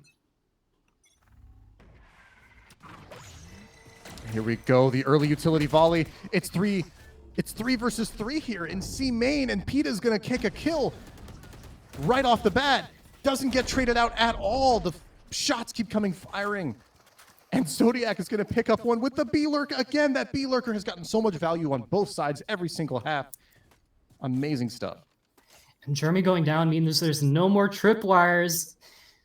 Snakes are going to have to clear out so much space when they opt to rotate, if they opt to rotate. Words cannot describe how much I love this from Eon right now. They got the picks that they needed, and now they are simply just holding sites. This is absolutely astoundingly good play right now. I want to know, Snake's on a judge. This True, is a very true. long-range map. So I'm curious exactly what's going to happen. Ooh, Uh-oh. Taver getting the ult value. Peta was aware, but couldn't get the pick for it. But the trade does come in from Zodiac. Wonderful. Numbers are back to a 4v2.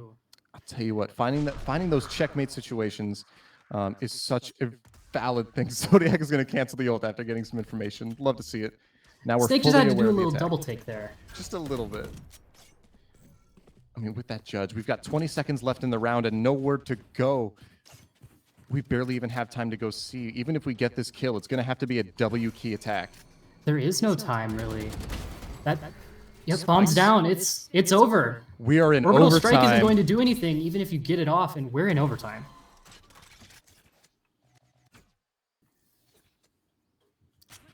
As we head into the overtime rounds, we're going to be switching sides. Eon back on the attack. This is where they struggled before. Now, we can say that we're rooting for them.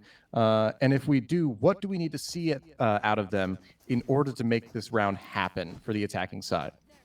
We definitely need to see a little bit more aggression into the spaces that are getting them spammed down from, especially on the C site. Like that waterfall area, we need to throw at least a little bit of util down there, a little bit of gunfire, just to support that plant getting down. We do see an A hit here, but that applies equally so to A. We have a lot of common angles that defenders like to sit in. And I hope their util is just good enough to clear out that control. Absolutely. Once again, we love seeing what Snakes have cooked up here. This early, like this one way is such a strong deterrent from taking this A main space. But obviously, Team Eon is going to have to be that much more meticulous about taking this space. And that's what we're going to see, I believe. I'm leaning forward in my chair right now. I'm on the edge of my seat. That Floor recon's is gonna- so far up C, and we've got an A rubble control here. Yeah. And look at this. We've drawn full rotates. Cracker gets the opening pick. That's going to commit these rotations as well. Taver taking some shots from Breakable, but not going to land one. That first blood's going to be really impactful if they can't get the trade out. We're going to be committing to Cracker. this A hit. Good for Cracker 3. for the 3K. Canceling that reload into the Empress. We'd love to see Snakes the been Empress spotted. here. Ooh, the trade does happen, though. Taver gets traded out for Cracker. And Snake here all alone in a 1 versus 3. Not going to be able to pick it up. What was it that you said? We want to see more aggression. I like seeing the offset of the aggression, waiting for the Rebel util to clear out. What an amazing round from Team Eon here. Now, back on the side of Snakes here, they're going to have to really lock in their strategy if they want to make this round happen. They've got double controllers. They've got to use them. They've got to be able to make those diversions happen. And Eon just seemed more aware of where Snakes were that round there, and it definitely paid off. As Omen's shaking their head. What do we see here? Early aggression from the defense. They are taking no prisoners. Peta swings out, grabs the second one. And again, with the jumping, not even with the dash, grabs a third. Snake is going to pick up the trade. And gets traded out by Cracker. Jormy left all alone in a 1 versus 3. And Jormy definitely the player that I feel is most okay. Floor is caught just out as the smoke fades out. That's going to be game, set, and match. Eons beating Snakes 14-12. and that's where we saw that aggressive control that only Chamber really can offer there of C Mound coming into play. Floor was just so far up. And Absolutely.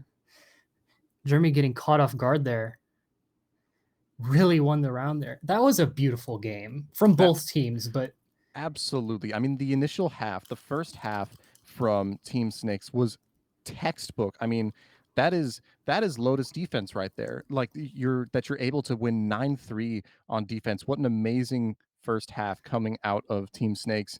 And then we have Eons putting up just as good a defense half with their ability to trade. I mean, it looks like both teams were just able to find their footing when it came to their defense. And then when it came down to overtime, that aggression that Team Eon had found, that confidence that they had, really, really made it for them. GG's to both teams. that was so fantastic from both teams. I'm just shaken, you know? I can't wait for our next game.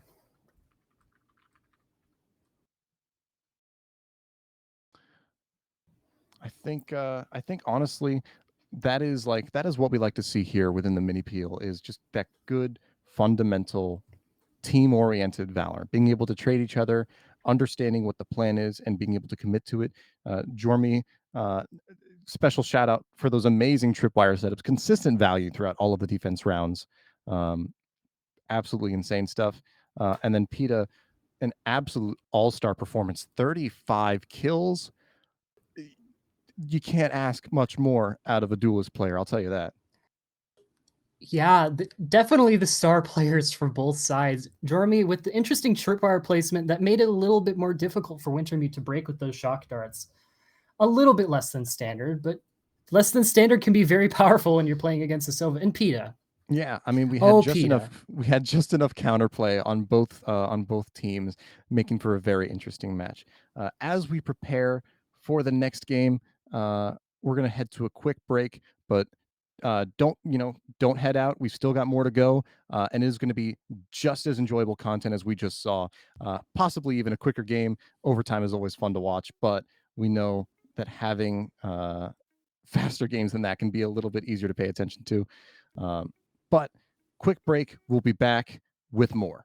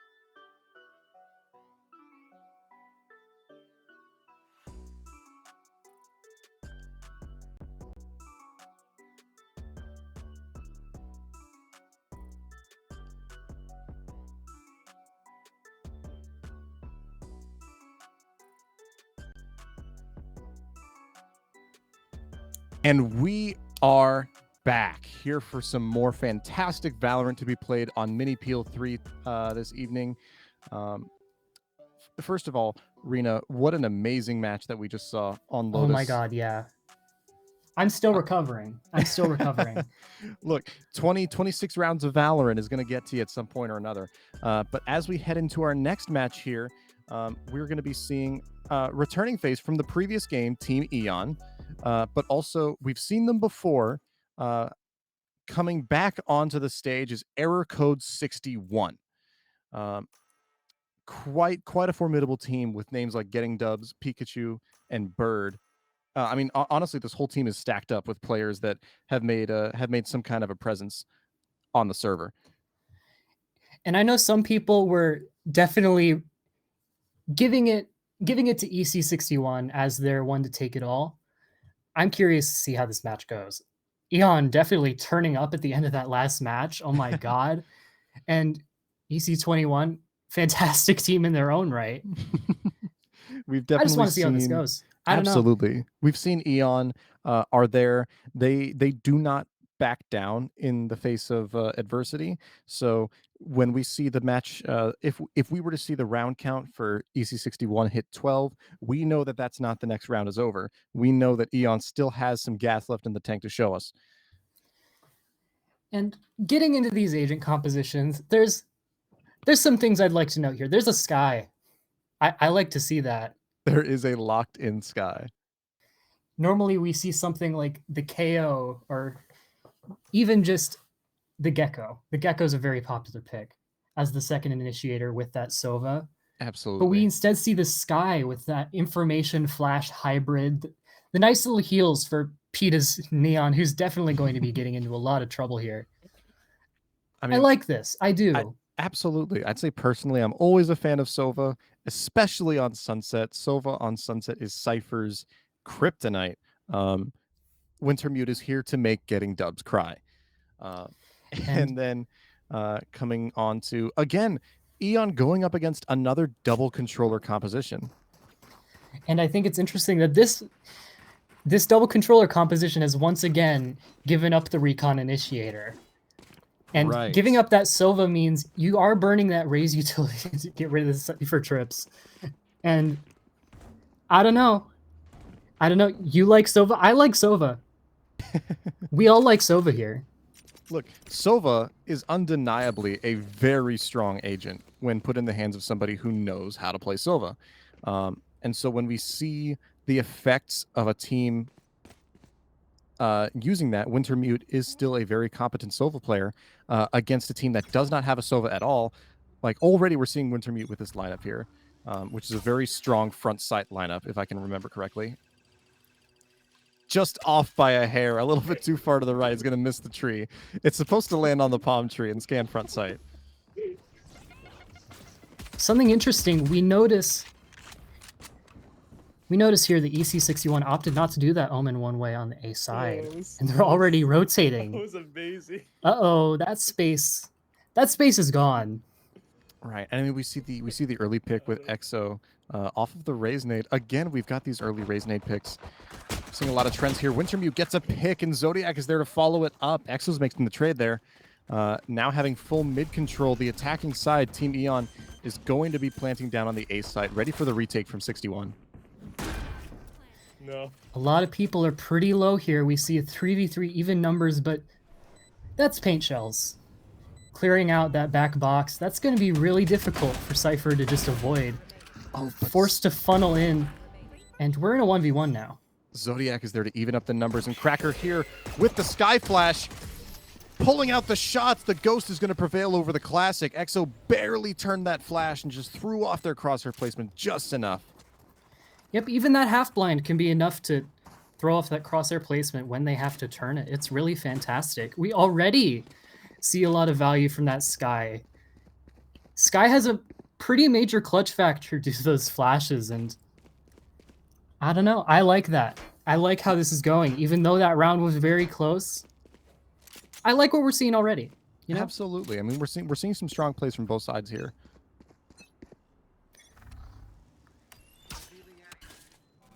closing the market door. We see a lot of aggression towards the A side from Eon. I mean, we are going to be pressing into a 3-stack here, though. Team Eon, not aware of how many defenders there are, does pick up a pick, though. PETA gets traded up by Pikachu for some damage in exchange. Not going to find any info with that Sky Flash. Immediately shutting everything down. The picks come out onto site. Again, another 1-to-1 trade. 3 versus 3 still on the board, but Zodiac is there to pick up the advantage for Eon. Yeah, I have him on my mini map. Playing very patiently, Yellow's hard having the to beat. numbers, I having just think slightly they're better weaponry. Yeah. Looks like EC21 isn't able to pick up any guns so far, but still getting rid of Cracker Mac. This Boombot's going to be very important for clearing that back box. Absolutely does get the information for it, but can't hit the shots. Zodiac for the 3K is going to pick up a second round. Not without losing a few players, dropping a few guns on Eon. But Error 61 definitely making an impact in that round.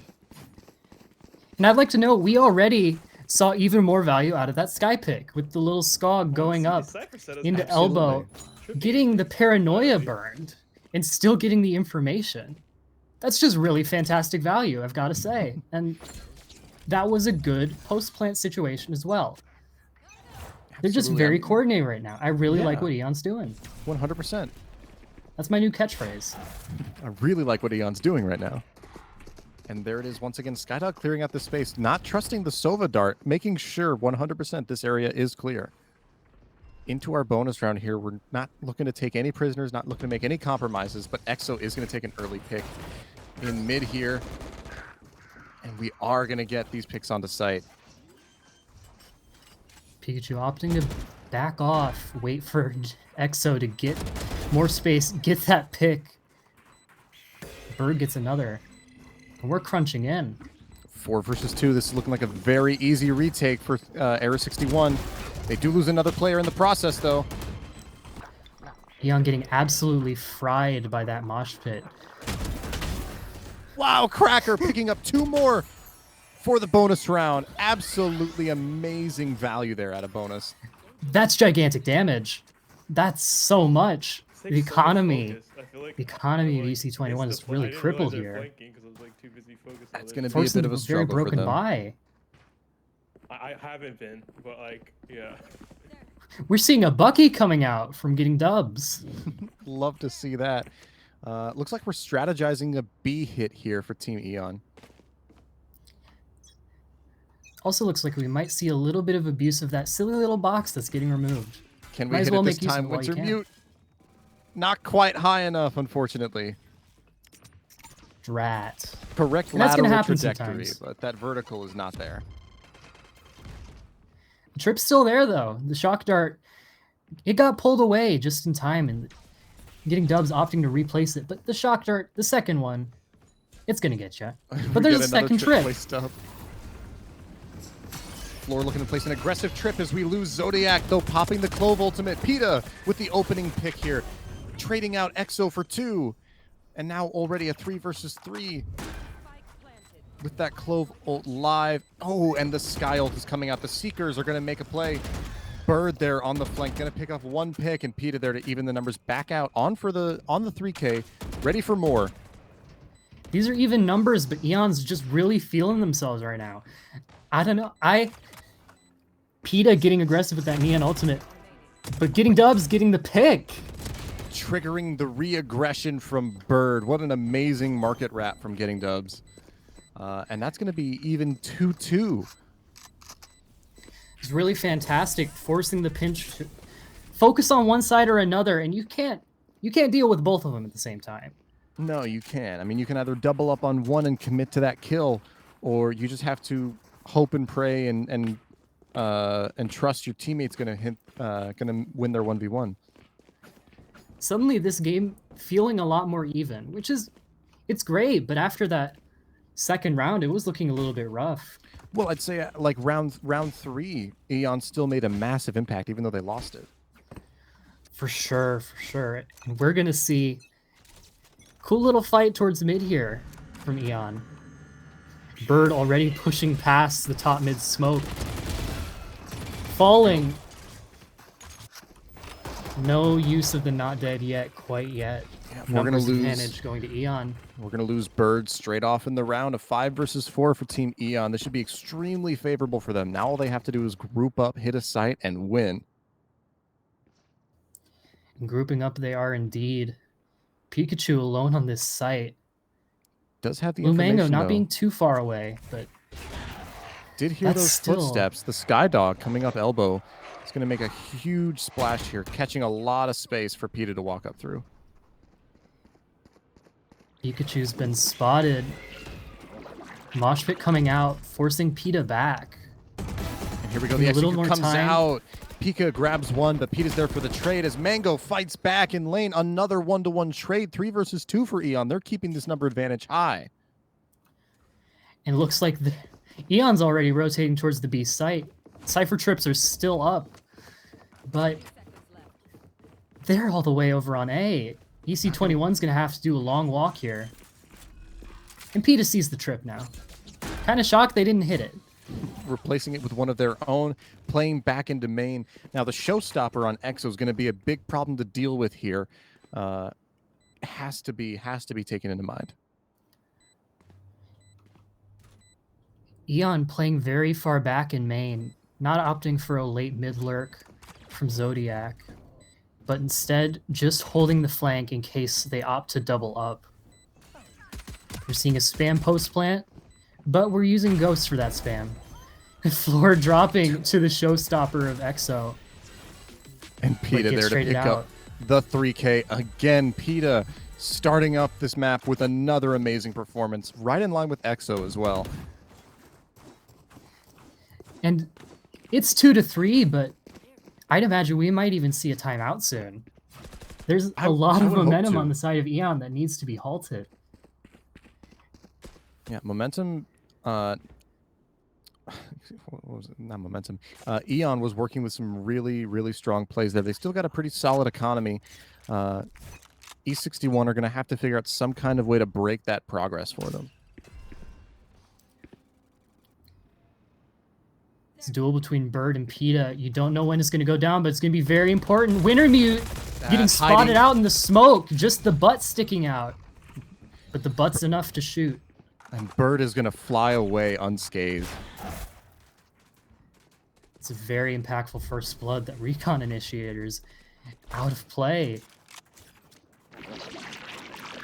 Funneling through elbow into the A site. We're stacked up here for the side execute. We've all but committed to the A site. And here we go. The flash comes out. That's going to push Peta out onto the site. Ready to go. We know where that blind comes from. Let's see if we can defend against it. Zodiac taking some shots. Not going to get a kill for it. Pikachu shuts down Peta. But Cracker's there to make the trade. And Bird, once again, taking a second pick for the round. Go defense. Bird flying high on this round.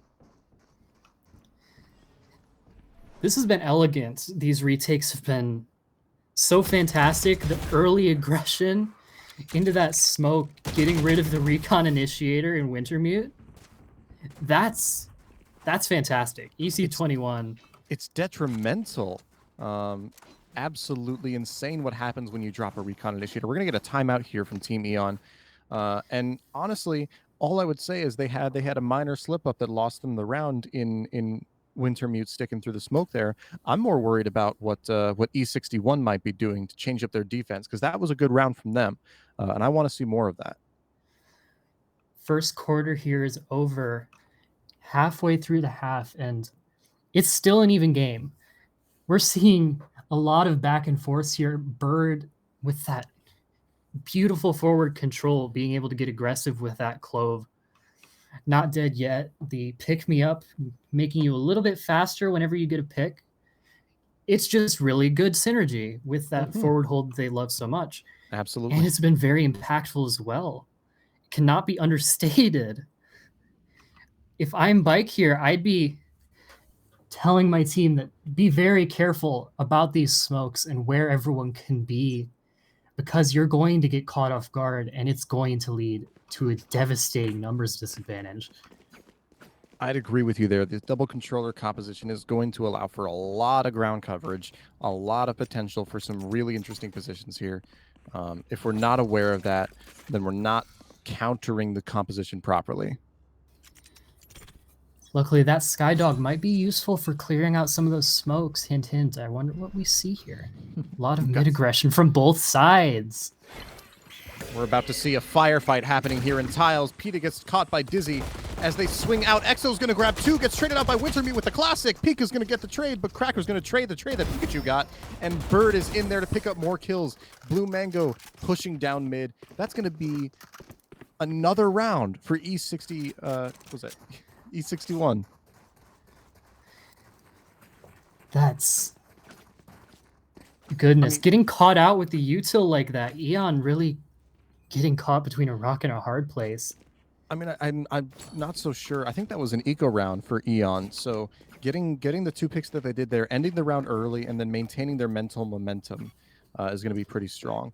Wintermute needs to be, I really hope, just a little bit higher, like 5 pixels higher on this dart. It might clip the roof again if you're not careful. There it is right there. Yep. You could just feel it in your heart, just dropping. That dart is one of the primary ones that I use. It's very strong, very effective. We're seeing a more aggressive B main trip, hoping that they might just run into it when they're going to clear out the unbreakable one, but they see it. Yeah, I mean, hopefully gets broken.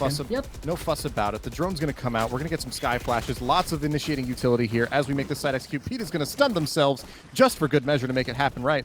And Zodiac is going to fall in the Cypher trip after killing Dubs in the trip. Exo swinging through the smoke, trying to get a pick. Does grab one, gets traded out immediately. And Floor here with the neural theft does spot one. And the ult finds the other. Bird getting hit with the phantom curse. Not going to go down to the headshot, unfortunately. And that's another round for E61. Getting into that 4v4 was... You'd normally think it'd be such an even game, but you got to pay attention to where they were positioned. E61 just being so proactive with that control. They were surrounding all of Eon, and it resulted in a very brutal retake. And that 2v2 at the end there, Mango with that beautiful paranoia, bringing it to a 2v1. Always enjoy that elbow dart. Is going to spot one. That paranoia is going to come out, but Pete is there to help defend. That said, though, EC21 all the way up into tiles. This could be a very, very unexpected flank, but the trip does go up now. Better late than never. There is a nonetheless Wintermute there. Not again. Absolutely. From Bird, no less. Once again.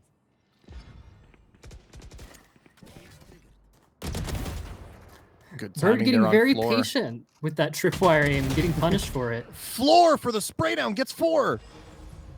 4 on the floor. Up against Thrash here with 20 HP. Floor has to make some really strong decisions here.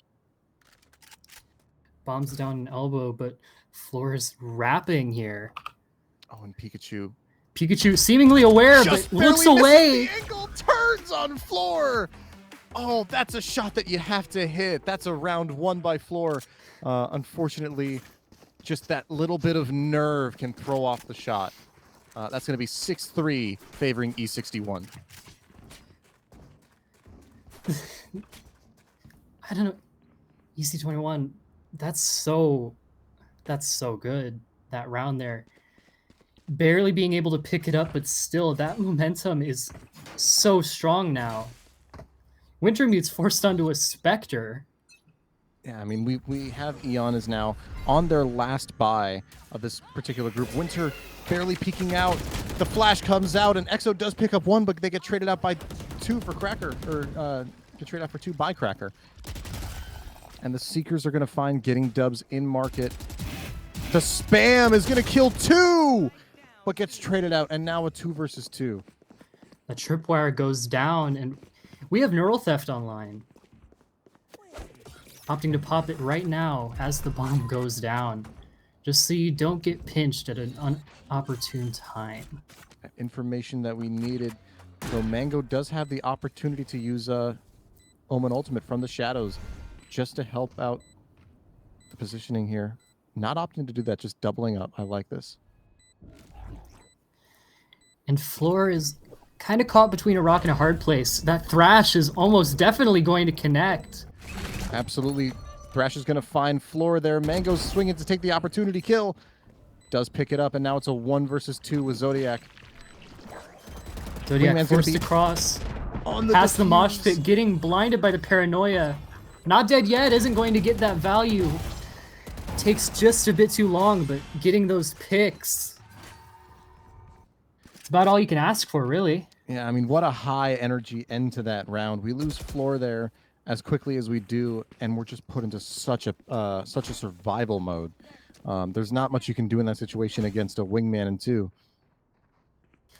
We're definitely seeing one of the strengths of Gecko here. Gecko with the Thrash, active the last round, already back on 3 out of 7 points.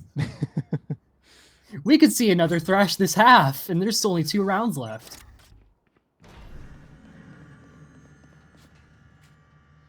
Here we go. Early round, not much aggression from Eon. Just walking through, taking their space nice and methodically. Easy jump spots and some shocks to clear the util. Defender's giving up tiles. But Eon's very spread out here.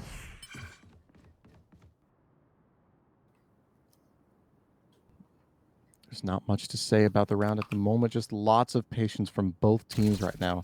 Nobody's looking to be too aggressive. A little bit of information traded, and PETA is going to get that pick in mid, trigger some rotates. Cracker Max sending out that dog in the open. Dubs getting caught out by the stun. The tripwire is going to get punished for it. PETA for the 2K. Now the His retake utility comes. usage has been on point. The retake comes in. Pikachu swinging out, caught with mosh pit in hand, but Exo's there to support. Coming through the cage, Zodiac is there, can't even pick up the kill. Exo with the showstopper kill. This is flipped entirely, but PETA with the 2K spray down, on for the ace, but no. Cracker's there to pick it up and win the round. The attackers, Eon, 4-7. A lot of people here getting caught with their util out on both sides. That's something that we're definitely looking to mend in the second half. Absolutely. I mean, when you see when you see the retaking side in a 3 versus 5, able to convert that into a 3 versus 2, that's trouble right there. That's a really solid retake protocol. Certainly. Exo, that's a judge. That's early B main aggression. Yes, it is, and the dart does not scan. Exo's in such a good position here. Swings out, but PETA with the reaction shot! PETA, fantastic reaction there. Exo not quite close enough in order to get that judge value, but we're still at even numbers. Floor falling towards the A site as well. And Eon's opts in to move towards mid. And I mean, once again, these even trades have led us to just move to a more methodical, patient playstyle from both sides. I'd like to point out that they're found out. Dubs is all the way up A.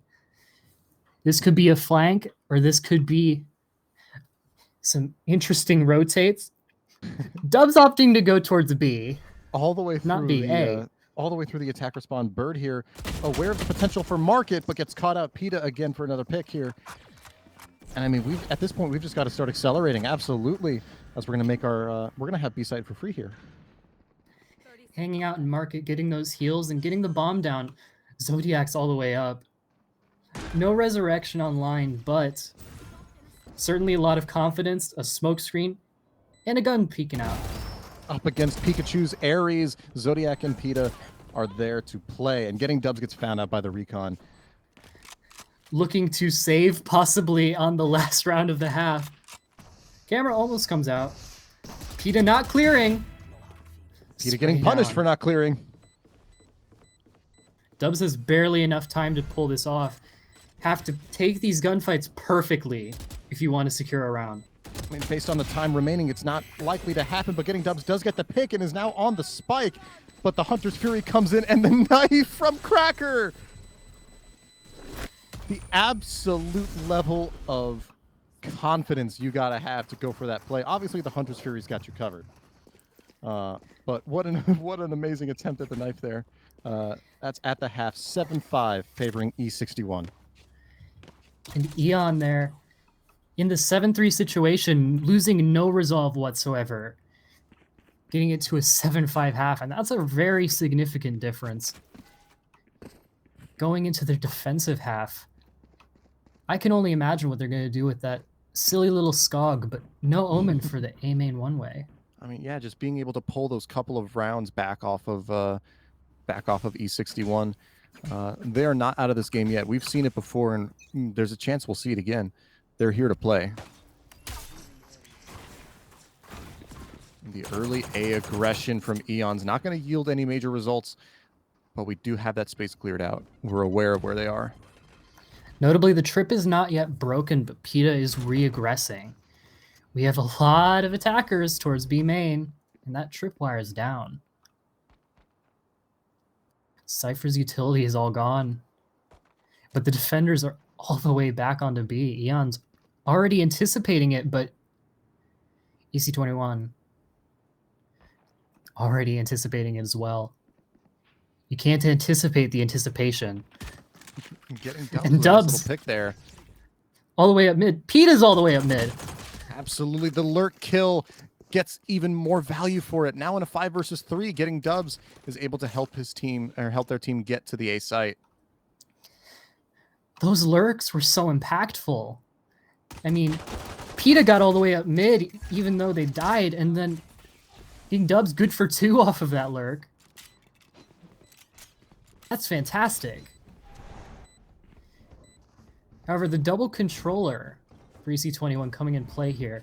Clove's fallen, but that's smokes onto the drop in Link, and that's Omen smokes for the bomb. There are smokes absolutely everywhere right now. That recon dart's going to find nothing. Absolutely zero information. Tricky situation here. It's no time to retake, but you've got to play for the picks you can get. Pikachu, though, Deal as getting much that damage. Deal as much damage as you can. That's the game, but the attackers are better at that game right now. Pistol round goes to E61. Pikachu already halfway to the thrash. That's scary. That's very noteworthy. That's scary to play against, I'll tell you what. If you're playing against a team that knows how to prioritize their ult, it gets very overwhelming very quickly. And goodness, EC21, knowing when to rotate already, knowing to have the virtue of patience, playing very slowly, they're likely going to be able to farm those orbs in key positions. Once See a again, PETA here fight with this potentially aggressive, coming towards B. this aggressive walk down from PETA is just going to find this tripwire and waiting for an opportunity to get a kill, but getting Dubs is right there for it, ready for this counterplay. And there it is. We That's get one. rewarded for it and trade it out. 1 for 1, but PETA going down is very noteworthy. Yeah. That's your star duelist. And And Bird again with this lurk. Grabs one, but gets immediately traded out. These one-to-one trades from these lurks is just insane. that's a Spectre in the hands of Eon. Suddenly this round became a lot scarier. Even numbers here. Relatively even weaponry. Little disad for Eon, but hey, that's still way more than you might expect on an eco round. We've got flashes and smokes alive on both sides here. The bomb's going to go down rather than the typical spot you'd expect it to be, and that dog is going to find at least one. Pikachu's 6 out of 7 ult points already, and it is the second round, and we are in a post plant. There is Zodiac gets the opening pick on this retake. Ducking out of sight, Mango. spots Mango and back Gen. The shots are coming out, but there's going to be no lives traded. There it is. Cracker's there to pick it up. And Thrash is ready from Pikachu. Here it comes. Does catch a hit here. Zodiac is ready to hold, though. There it is. Caught with Oh, Util in hand. no. Zodiac for the 3K. We're going to win our eco round, Team Eon.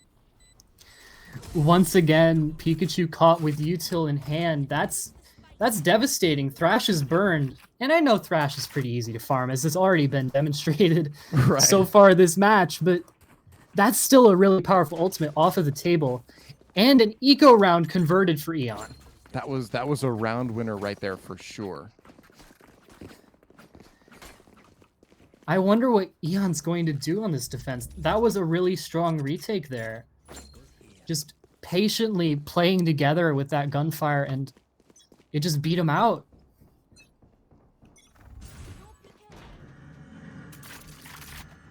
Floor hasn't placed a tripwire yet. Oh, PETA with the early pick on getting dubs. Zero risk of that pesky flank happening now. 3 EC21 members towards B, but smoked off, and Floor's gonna notice sooner rather than later, even though there's no tripwire there.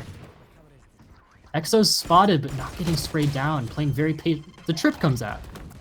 Execute Fair enough. Execute comes out on site. We've got a bunch of picks happening back and forth.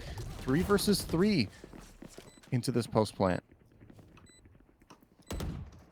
Oh, Floor makes it 3 versus 2, and we're gonna up the tempo off of that.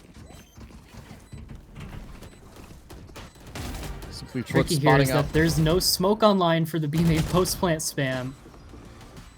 And Floor. What did I Floor just taking- see? PETA getting shot out of the air like that. Really just a fantastic retake there. That was I don't know. really, really solid from Team Eon. They may have been down, but they are not out, not anywhere near. 8-7, still favoring E61. Eon really abusing that there wasn't a smoke in there for B main, just running Mango down. That was really devastating. Floor opting to fall off of the site ended up being a very good play.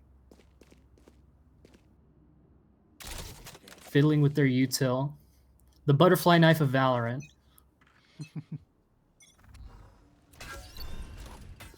Once again, this early fight for information at A main is a massive part of the round. Not going to actually trade or take any space here. That's just free area at this point in time. PETA trying to jump spot out in mid. Oh, but getting dubs walking all the way up here. The timing with the drone. That's a free pick onto Wintermute. What an amazing opening getting dubs has just found for the team. And Cracker caught with util in hand. Cracker's going to fall down to getting dubs, securing the A site for the team. Neural Theft being very impactful here, knowing that the Cypher is fully set up on the B site, able to fall off, and getting dubs with that fantastic lurk again. A site's completely clear. 2 tripwires towards Alley. I mean, we're just in an information war from top to bottom at this point. PETA able to slip past the first wire, does catch the planter. That's a breath of fresh air for Eon. Oh my god, turns on Exo with the Neon ultimate, with the overdrive. That was a Neon moment if ever I've seen one. Outlaw, no bullets, but not your ideal retake weapon to begin with. Bird going into this fight. In the 1 versus 3, fully refreshes the ultimate. PETA is raring to go into making this round happen. 1v2, but if anyone can do it, it's PETA. Spots for the ace, PETA! What an amazing round we just saw! Oh my god. That's... PETA, you're so good. That is a Neon moment if ever we did see it. I don't know, it's hard to shoot a Neon, especially when you're in a lower mechanics situation like this. Absolutely. And PETA taking full advantage of that. And I mean, that's going to be Eon, Team Eon, evening up the scoreboard against E61. Gonna need to see some very strong attacking plays here. And we have at the beginning of the game, but might just need to remove PETA from play. That's 1 point closer to the next Neon Ultimate. Here we go. Early volleys happening out in mid. Bird is going to get a pick, though, into market. Floor is going to go down. B-side just opened wide up. And the defenders are answering in kind. Immediately drawing rotates as Bird picks up another kill onto Wintermute, opening the floodgates into the B site. Wintermute certainly getting ping diffed in that situation, not being able to get the bullet out in time. And that's going to be a very big gap in the defenses. Bird looking to respond with an ace of their own after that amazing performance from PETA. There we go. Exo's there to help out. Make another kill. Zodiac, though, fighting back. I mean, the bomb is down on A at this point. Yeah. This is once again another 1v3 for Eon to take. But the Smokes player is always one with a strong clutch factor. Playing very patiently. Trip broken. Surrounded from every angle. Gets spotted by Getting Dubs. Gets pick at the litter there. 9-8 E61 advantage. E61 really playing that crossfire setup very well there. Knowing that you just need to have that potential to fight the last player together is the best thing you can really have in that situation. Absolutely. And Mango being in a trade position, if Zodiac were to opt to come from alley, being able to trade as well. Yeah, I mean, as long as you stay tradable and you rely on your teammates to trade you, these rounds are practically decided already. Not to reduce the gravity of this tournament, but really team play, that trading is so important. Eon on the economic disadvantage, not dead yet, already activated. Zodiac forced to push, but getting suppressed by that paint shell usage. That's a 5v4 in favor of E61. Absolutely it is. They're on for their 10th round with that showstopper in hand. Getting Dubs walked all the way up elbow here. Doesn't spot Sky. Absolutely. Cracker's going to get that free kill onto Dubs. And Exo with the showstopper is going to get a kill of their own. When those numbers are even like that and you've given up a rifle, that showstopper might have been the right play. Absolutely. Wintermute. Jimmy once again sitting with the util in the smoke. Needing some kind of information here. Not enough. All we know is that they've gotten back into main. Bomb has been smoked off. Smoke down on it. We do have Thrash at the helm here. PETA pushing in with the buck. He's not going to get a pick for it. Falls to the boombot. Exo on the 4K. Moving for the ace, but Bird is there to make sure the round happens either way. 10-8 now for E61. This game is ramping back up onto their side. I love the timeout here. We definitely need it. What do you think Bike's going to say? I mean, on the defense side, right, I think the biggest thing is something like what we saw on Lotus. I really like it. This is just me. This is my personal, the way that I like to play, is once you've gotten that early pick on defense, if you can get aggressive enough to make an early pick or to take that early space, once you've done that, you can play so passively that you just have to rely on your team to trade you out. If you're in a 5v4, you don't have to take space. You just have to hold it. You definitely have good util for clearing out space as well. Like we've mentioned those sky flashes, the Sova Recon Bolt. That's great utility for clearing out areas and just flushing out the enemy team in general. I want to see more of that from Eon. Absolutely. I really like, I mean, we've got the double initiators. We paid for the team comp. We're going to use the whole team comp. Let's get that neon into places where they need to be and get the advantage that we need. We do see cabbages online on the side of Eon, but E61, we're seeing yet another Thrash. Thrash is always nearby. I believe that Thrash was available last round as well. I certainly wouldn't be surprised. There we go with that early information. I mean, we're doubling up the initiators right now. We're limiting the information or the spread of information that we could have. That would be my only complaint about this particular play. Certainly the strongest side in regards to information, but You know that there are 4 here. Let's see what they do with it. Cracker Mac. Dog comes out. So do the paint shells. E61 is committing to this site hit, but we're just giving them the space that they need. Peta there holding on site. Grabs 1, make it 2. And Exo's there for the trade, plus the Clove ultimate comes out to clear out site.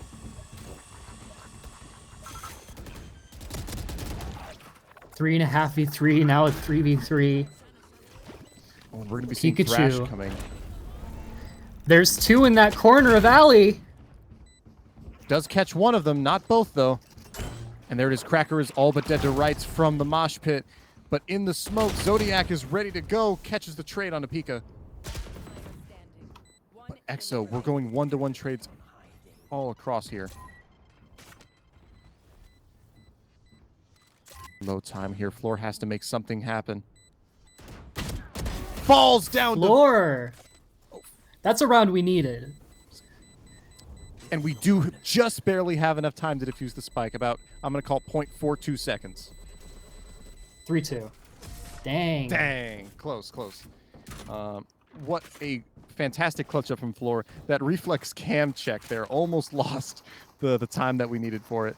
But what an amazing volley of trades there. What a firefight. Floor certainly playing patiently there, but barely just catching Exo out in that situation, winning the round. That was fantastic timing at the end of the day. And while Eon is still struggling with that retake, that's an improvement, to say the least. Absolutely. Absolutely.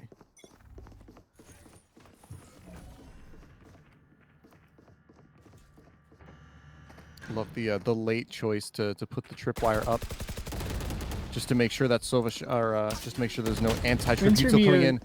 Wintermute with the dart out. Util in hand. That's a big problem on both teams this game, truthfully speaking. But here we go. As the entries come out, Floor picks up Bird and gives sight away. Paranoia not connecting and Bird going down for it, but that's the bomb going down. That's 3 points of Thrash. That's value in of itself. Yeah, we fully clear market, and Zodiac's there to pick up the space and pick up a kill onto Exo. 4 versus 3 now. As the util comes out, Peta crouching under the tripwire here. This is an amazing lurk coming up here. Finds one. Catches the Odin. Outmaneuvers Pika. That's a rough Eon. tripwire. Peta definitely recognizing the tripwire being a little bit off in that situation and abusing it to the fullest. Absolutely. Peta out here keeping E61 on their toes. We need to see a little bit more control early from Eon. Wintermute keeps getting caught with util in hand. Might be a ping diff, but there's still some things you can do to repair that. But we're still in an even game now. And Eon's definitely showing back up. Early Sky Flash.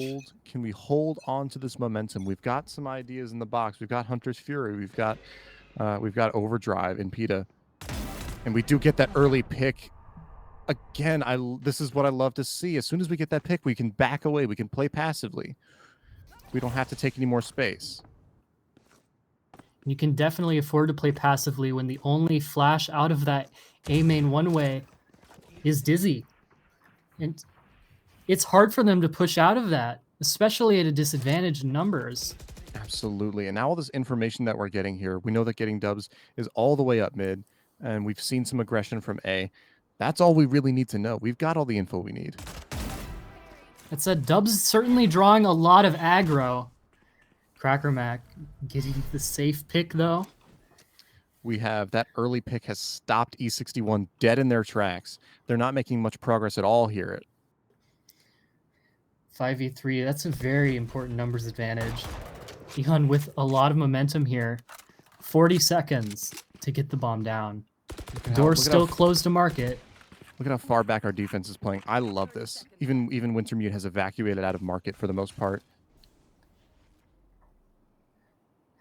Rotating back towards the A site, this duel between Pikachu and Peta and or Cracker Mac, this decides the round.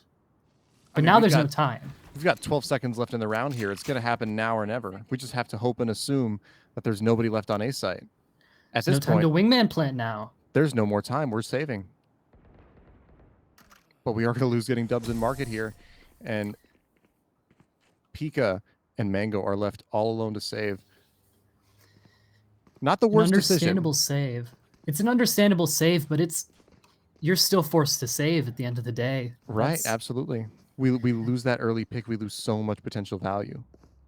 And Eon finally with a round advantage for first time in a very long time. That's goodness. I mean, they're picking up Eon. I mean, I gotta say, I'm rooting for him. There's a great play from both sides here so far. Getting dubs already past the one way, but Pita with that early aggression once again. You cannot win that fight against Pita without further util. You got to use a flash. You got to use some kind of utility. That's what it's there for. And again, we've got no pop flash, no recon initiator, no first blood, and no Jordans. And no Jordans. Bird there, pushing back a little bit, evening up the numbers for the team. We have Showstopper online ready to go. This is a potential round here for E61. Despite that pick, you still have to burn a lot of utility to get out of that A main choke. I mean, Cracker Mac using that flash, trying to get some kind of information, gets nothing for it. Bird caught off by Zodiac, the crosshair placement. Now Cracker is left with very little utility, the only one to defend A. E61 might be getting a little bit complacent with the timer, but they are out onto the A site finally. So Cracker Mac has not been cleared out of elbow. Hopefully we're denying Wingman that goes plant. down. Yes, we are picking up as much time as possible, but Mango's there to get the kill, make sure this plant happens. 3 versus 3. Wee bit of chip, but plant still delayed by around 10 seconds. This is 3v3, but we do have Wintermute's Recon Bolt. We have the Hunter's Fury. I mean, if This we could be can very place it- strong. Yeah, if we place it correctly, this Hunter's Fury could win us the round. Love that dart. They're going to scan all of sight and get 0 information. We have to know where they are by now.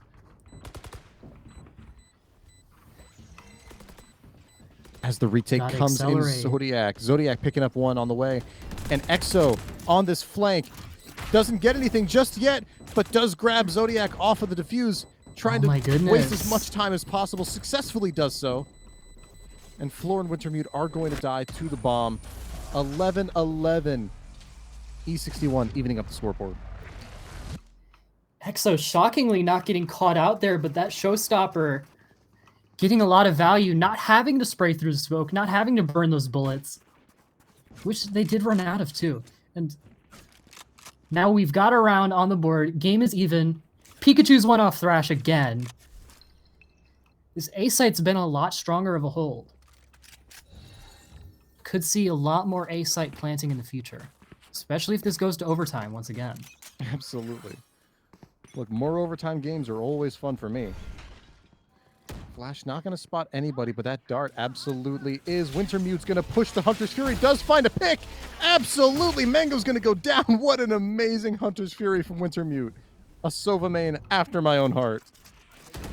Only getting Mango, but Mango's a lot. Wintermute going down afterward.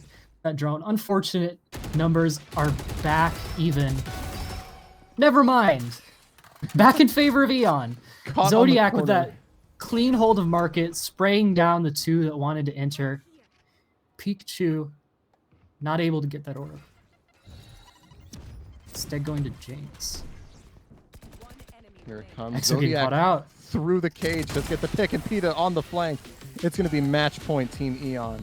Now, obviously, the last time that I personally saw an overtime on Sunset was the Underpeel Championship. And I think those of you that were there remember how that went. Some 48 some odd rounds of Valorant, 46 some odd rounds of Valorant. Now, I am not going to complain about that personally, but I do know Certainly. that I do know that there are some people that have places to be and beds to be sleeping in.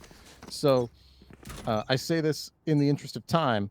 I do hope Eon closes this out quickly if they were to do so. If we do go to overtime, I hope it comes down to just the first overtime round here. Well, it's not a Valorant tournament if we don't go behind schedule, and this is going to be a very significant fight. PETA getting the stun, but not dashing quite far enough. Crackermack spraying through the fast lane. Bird getting 2! Numbers in favor of E61. Go E61 looking to make this overtime happen. Bird taking this space into CT, and that neural theft is going to come out and making a lot of information. We're fully informed now. Bird, I love this hiding inside the smoke. Mango's going to pick up Winter Mute, making it even easier to win the round. Zodiac's going to pop that ultimate. Nearly sneaking past, but waiting out the smoke instead. Bird getting the resurrection off, dying anyway. Zodiac not able to get that final kill. Fortunately, And that's an overtime game once that's again. going to be an overtime game. Switching sides. Overtime. All right, so we've seen both teams on either side. We've had 5-7 halves round the board, so decently even. Now that we have Eon on attack, what do we think what are we looking to see here from Eon? What I certainly want to see is a lot of supportive util for PETA so that they can get in, get that first blood off when this A main defense usually is so hard to get through, but you can just walk past that one way if you're Neon, really. Just get that recon bolt out. Get that sky flash, that Skog even. Absolutely. Just clear out Mango. Clear out Pikachu maybe. I mean, we can Dizzy even see not Pika scanning. there. Pika there with the Dizzy, trying to find something. Not going to, though. Mango evacuating as quickly as can be, using a lot of util to do so. And that's A control completely given up by E61. Yeah, I mean, we've got a full retake scenario on our hands here with that flank coming in from Bird, not to be forgotten about. PETA's so far valley. This is the first fight that could happen. PETA opting to fall off. Crackermack getting Here the it comes, Gecko Pikachu flash. spamming through the Odin. Does get another pick. That's going to be 3 kills, 4 kills for E61. That's going to be a flawless overtime defensive round for E61 here. What a retake scenario. Really a fantastic retake. PETA opting to drop off there might have been a fatal error. That first blood not going their ways, making it very, very difficult. Once again on match point in favor of E61, going into their attack again. But we do know that this is overtime. It's a little more difficult to get those strong ultimates off in overtime. Sorry, EXO. No showstopper for you, but once again, we're seeing that A aggression that we've seen a lot out of from E61. I'm excited to see more of it. We've got that early Dizzy happening as EXO pushes up, but PETA is there to shut it down. PETA has not lost that A main fight yet, and Wintermute is right there to pick up another kill off of PETA's stun, initiating for the initiator.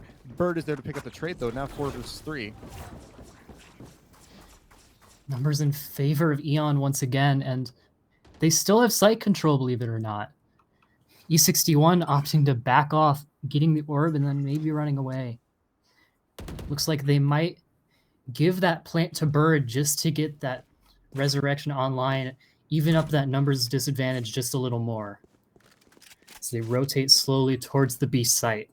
That'd be a pretty good decision, I would think. Absolutely. Making sure that Clove ultimate can happen, but Bird is going to pick it up for themselves anyway, making even numbers plus the Clove ultimate. And that means the close smokes on the side of Eon are going to be in an awkward position. That's very few smokes for the retake. And Floor fighting back just a little bit. Now it's up to PETA and Cracker to make this round happen. One flash on the side of Cracker, and Bird with a very aggressive forward hold, disregarding that numbers advantage. I mean, Dude not dead yet. That Clove ultimate doesn't even need to happen right now. Bird's going to get up the pick for a 3K. Now it's all down to Cracker in a 1 versus 2 plus ult. This is for the match. Smoking off the bomb so that Crackermac has limited space to defuse from. To Envy main for that spam post plant. There's no time. We can't even defuse inside the smoke here. We simply have to swing through. We know that we're off the spike. We're playing smart as we can. Bird for the 4K.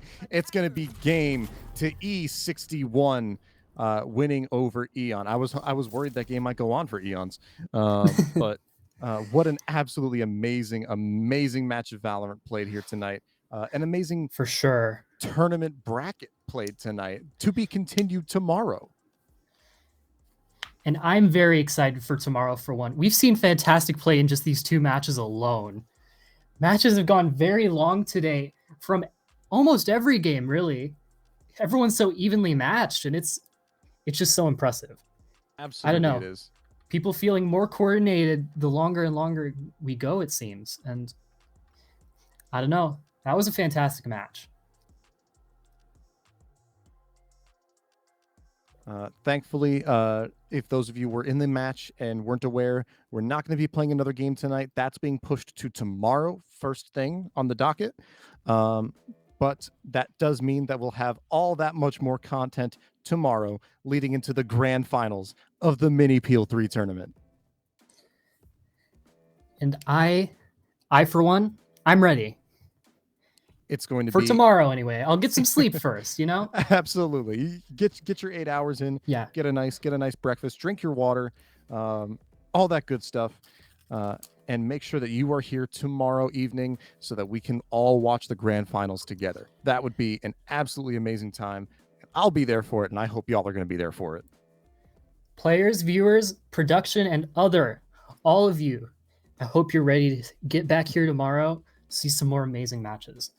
And we offer the sincerest thank you to everybody, not only our match participants, our production team behind the scenes. I know Interidus, Woodrow, just to name a couple that were on this most recent match. Trevor as well, absolutely. We've got a lot of people that are here to play, a lot of people here to watch. Thanks to every single person involved with this tournament and all future tournaments. Yes, and if you want to participate as well, if you're not a member of the Underpeel community, you should join. Try out our in-houses once in a while. Absolutely. See if you can enjoy this coordinated play as much as we do. Yeah, we try to garner a community, or we try to cultivate a community that is heavy on the team play and the productive what's the word, progression of your Valorant career, learning to get better or learning to have more fun. Whatever it is, the in-houses will absolutely give you an experience that you will remember as being an amazing community place to be. But are we going to stream?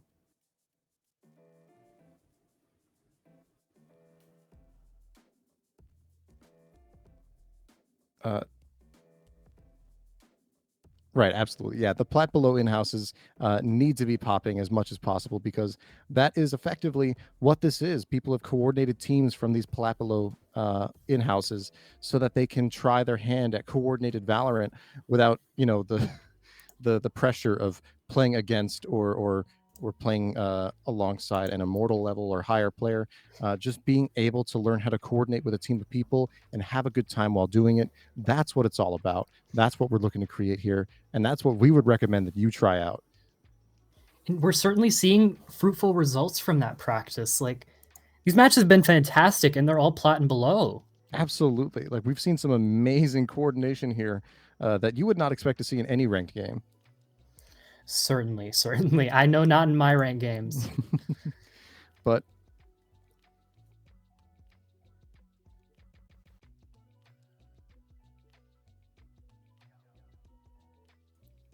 was that?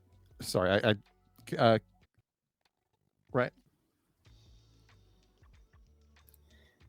Right, schedule coming in now. We have for tomorrow the upper bracket final. Then we have our promotion match, and then our grand final to finish it all. That'll be a best of 3, I do believe.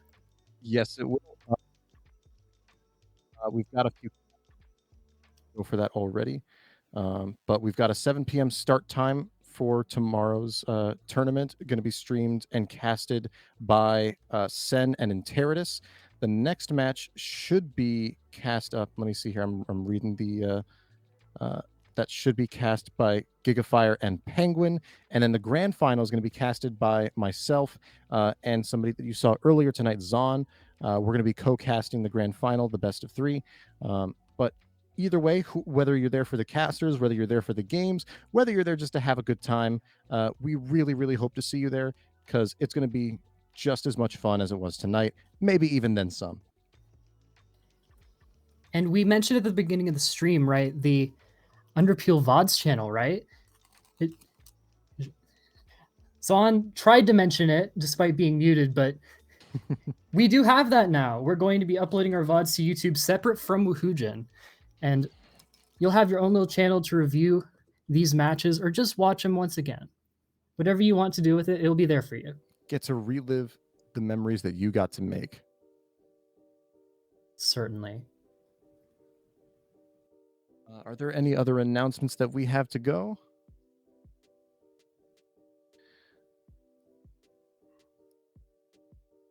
Sweet. So keep your eyes and ears peeled through the Underpeel Discord server. If you're not already a part of that, get there. Keep your eyes and ears peeled for announcements about tomorrow and future events from there. And I believe that's everything that we have for tonight. So I just want to say thank you to everybody. Thank you, Rena, for casting with me. It's been an absolute pleasure. Thank you, Ulias, for casting with me. I'm really glad to be here. I'm really glad to have you, and I'm glad to have this community that brought us fantastic matches, brought us really everything. Watching these fantastic plays coming out, and I'm just glad to have everybody here. It's a great time. One final thank you to all the players in the tournament, the chat who's been here, and the production team beyond the casters. They're the ones that actually make our casting any bit worthwhile. So thank you all to watching. Have an absolutely amazing rest of your night. Hope to see you tomorrow.